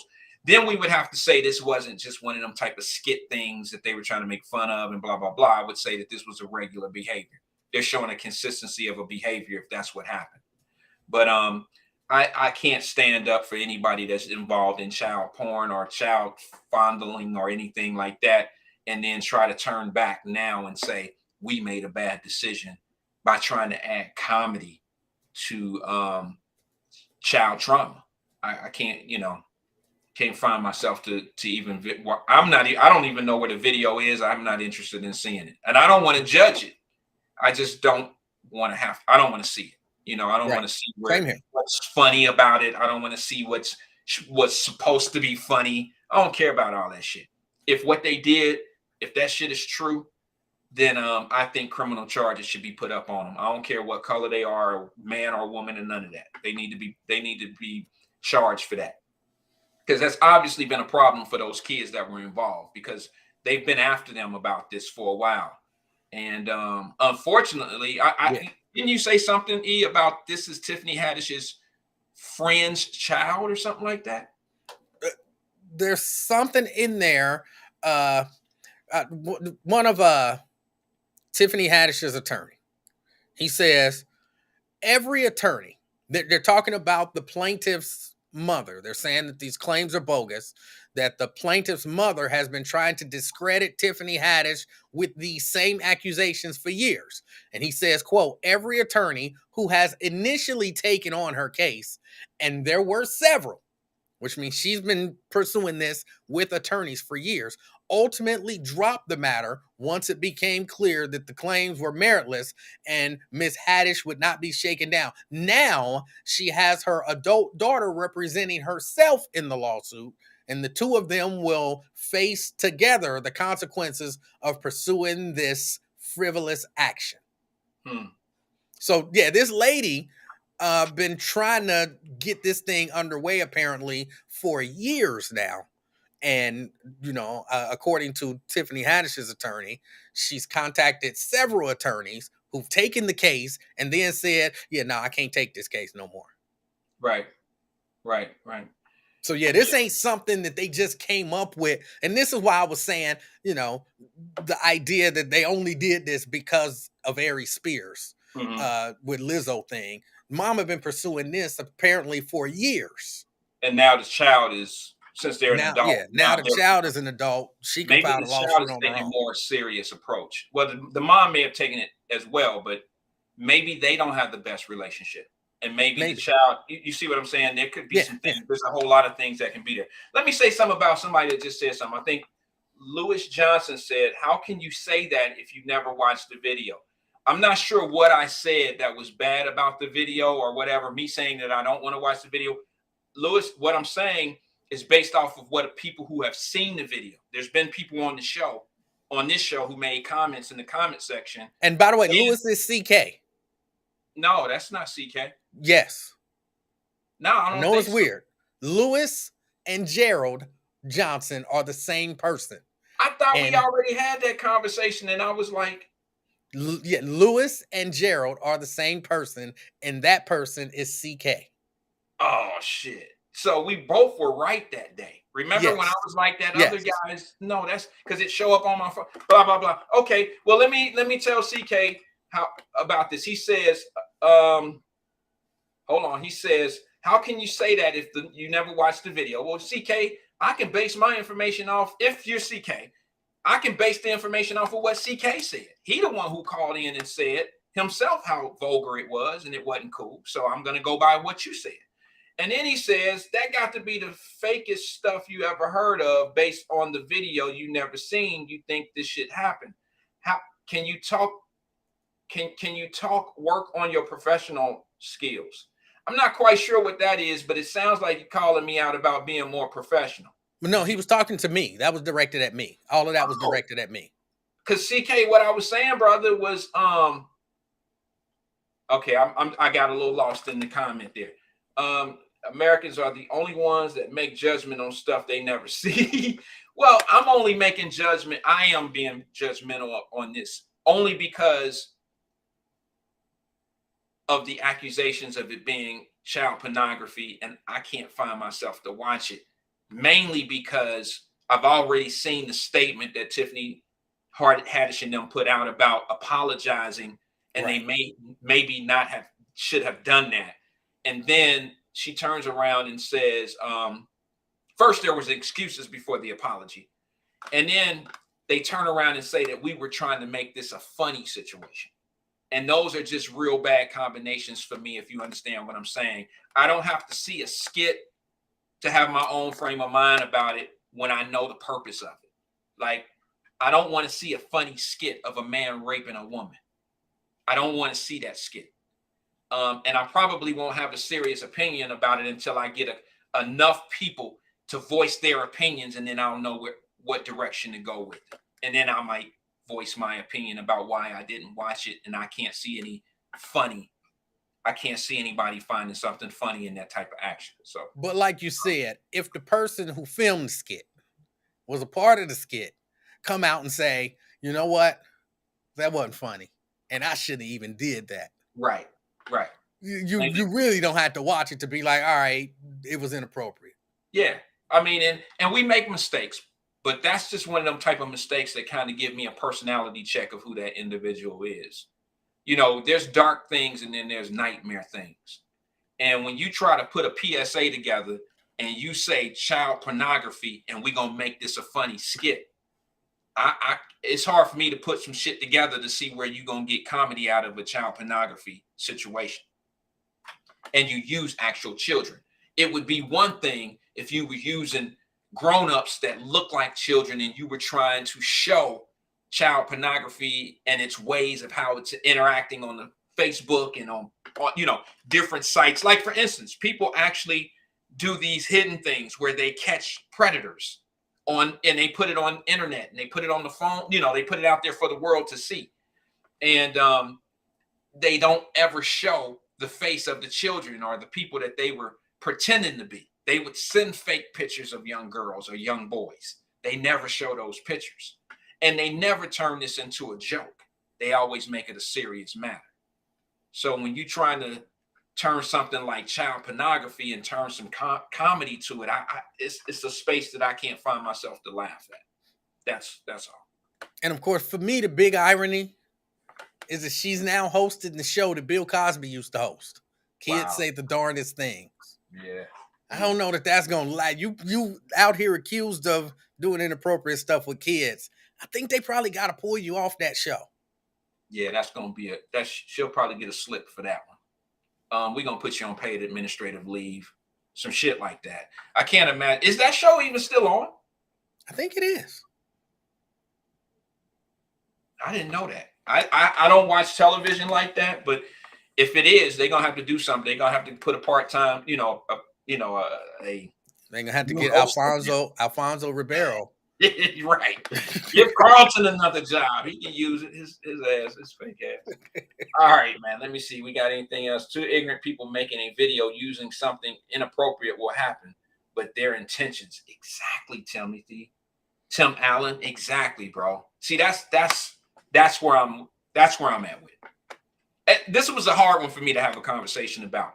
I have two daughters. I can only imagine if somebody called one of my daughters to a screen show, one of these things where they're making this commercial or they trying to put a PSA together or something, and it turned out like this. I'd have a problem. I'd have a serious problem, man. I'd have a problem. And here we are, like you said, E, we're thinking because these are celebrities that they're not capable of doing something like this. And that's ridiculous to me. Yeah. You're failing your children by allowing those type of thought processes to go on and out here like that. That's crazy. Well, why I got to get out of here. Yeah, man, it's fall. I gotta go, man. And I appreciate it, E. Thanks for having me. Same here, man. I appreciate everybody, you know, taking a few hours out of your day or 5 minutes out of your day, however long you took to hang with us and, you know, check us out. I appreciate it from the bottom of my heart. I know what Wyatt do. I don't want to speak for him, but I know he do. I do. And, other than that, as I always say when I'm going, I hope something amazing happens, life-changing in your life today. I don't say that to people, but okay. Because I always say do something nice for somebody. People that know me know I say this all the time, every day. Do something good for somebody. You know, karma is not a dirty word. You treat people the way you want to be treated.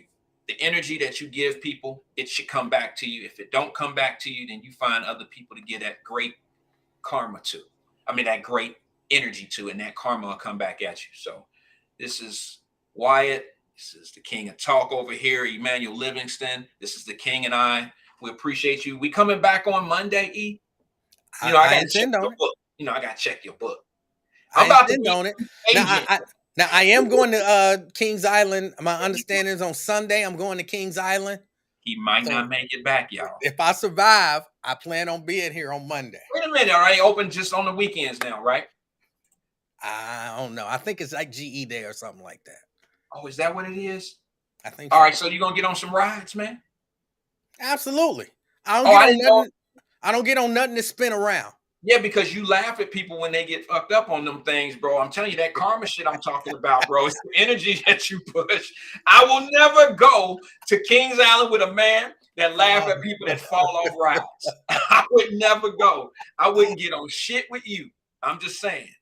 I don't get on stuff to spin around because I'm too old, bro. I get headaches and I get sick.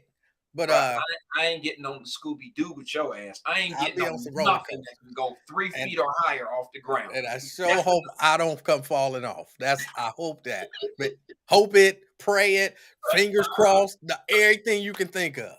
Oh shit. I ain't even gonna laugh. I'm not gonna laugh. You know how fucked up that'd be. Oh, Emmanuel, and I know Emmanuel was laughing at them people who got killed. Remember, he was talking about the drop zone and he hit the ground. Oh, he thought that was funny. Well, now. Yeah, that would be you. That's why I said, bro, we can go, but I catch y'all when y'all get off that little shit over there, man. I ain't riding nothing with you. Especially, listen, man, I used to tell my partners when we was growing up down the way, they know who they are. Stop laughing at that dude that got on the bus with one leg shorter than the other. Stop laughing at these people that do certain shit, man, that slip and fall. You better stop laughing at stuff because that shit is going to snap back up at your ass one day. I got a condition, though. So now, if you don't get a check for it, if you don't get a check at the first of the month for your condition, then it don't count. That's not true. It don't count. I got 2 conditions that I know of. Oppositional defiance disorder. Oh, Lord. And this other one, which I don't know the name of it, but sometimes it make me laugh on the outside when I'm really sad and horrified on the inside. Okay. All right. Well, you know, that's a good one. You made that shit up right in time. We getting up out of here, man. Peace and love to everybody, man. Love y'all. Holla. In case you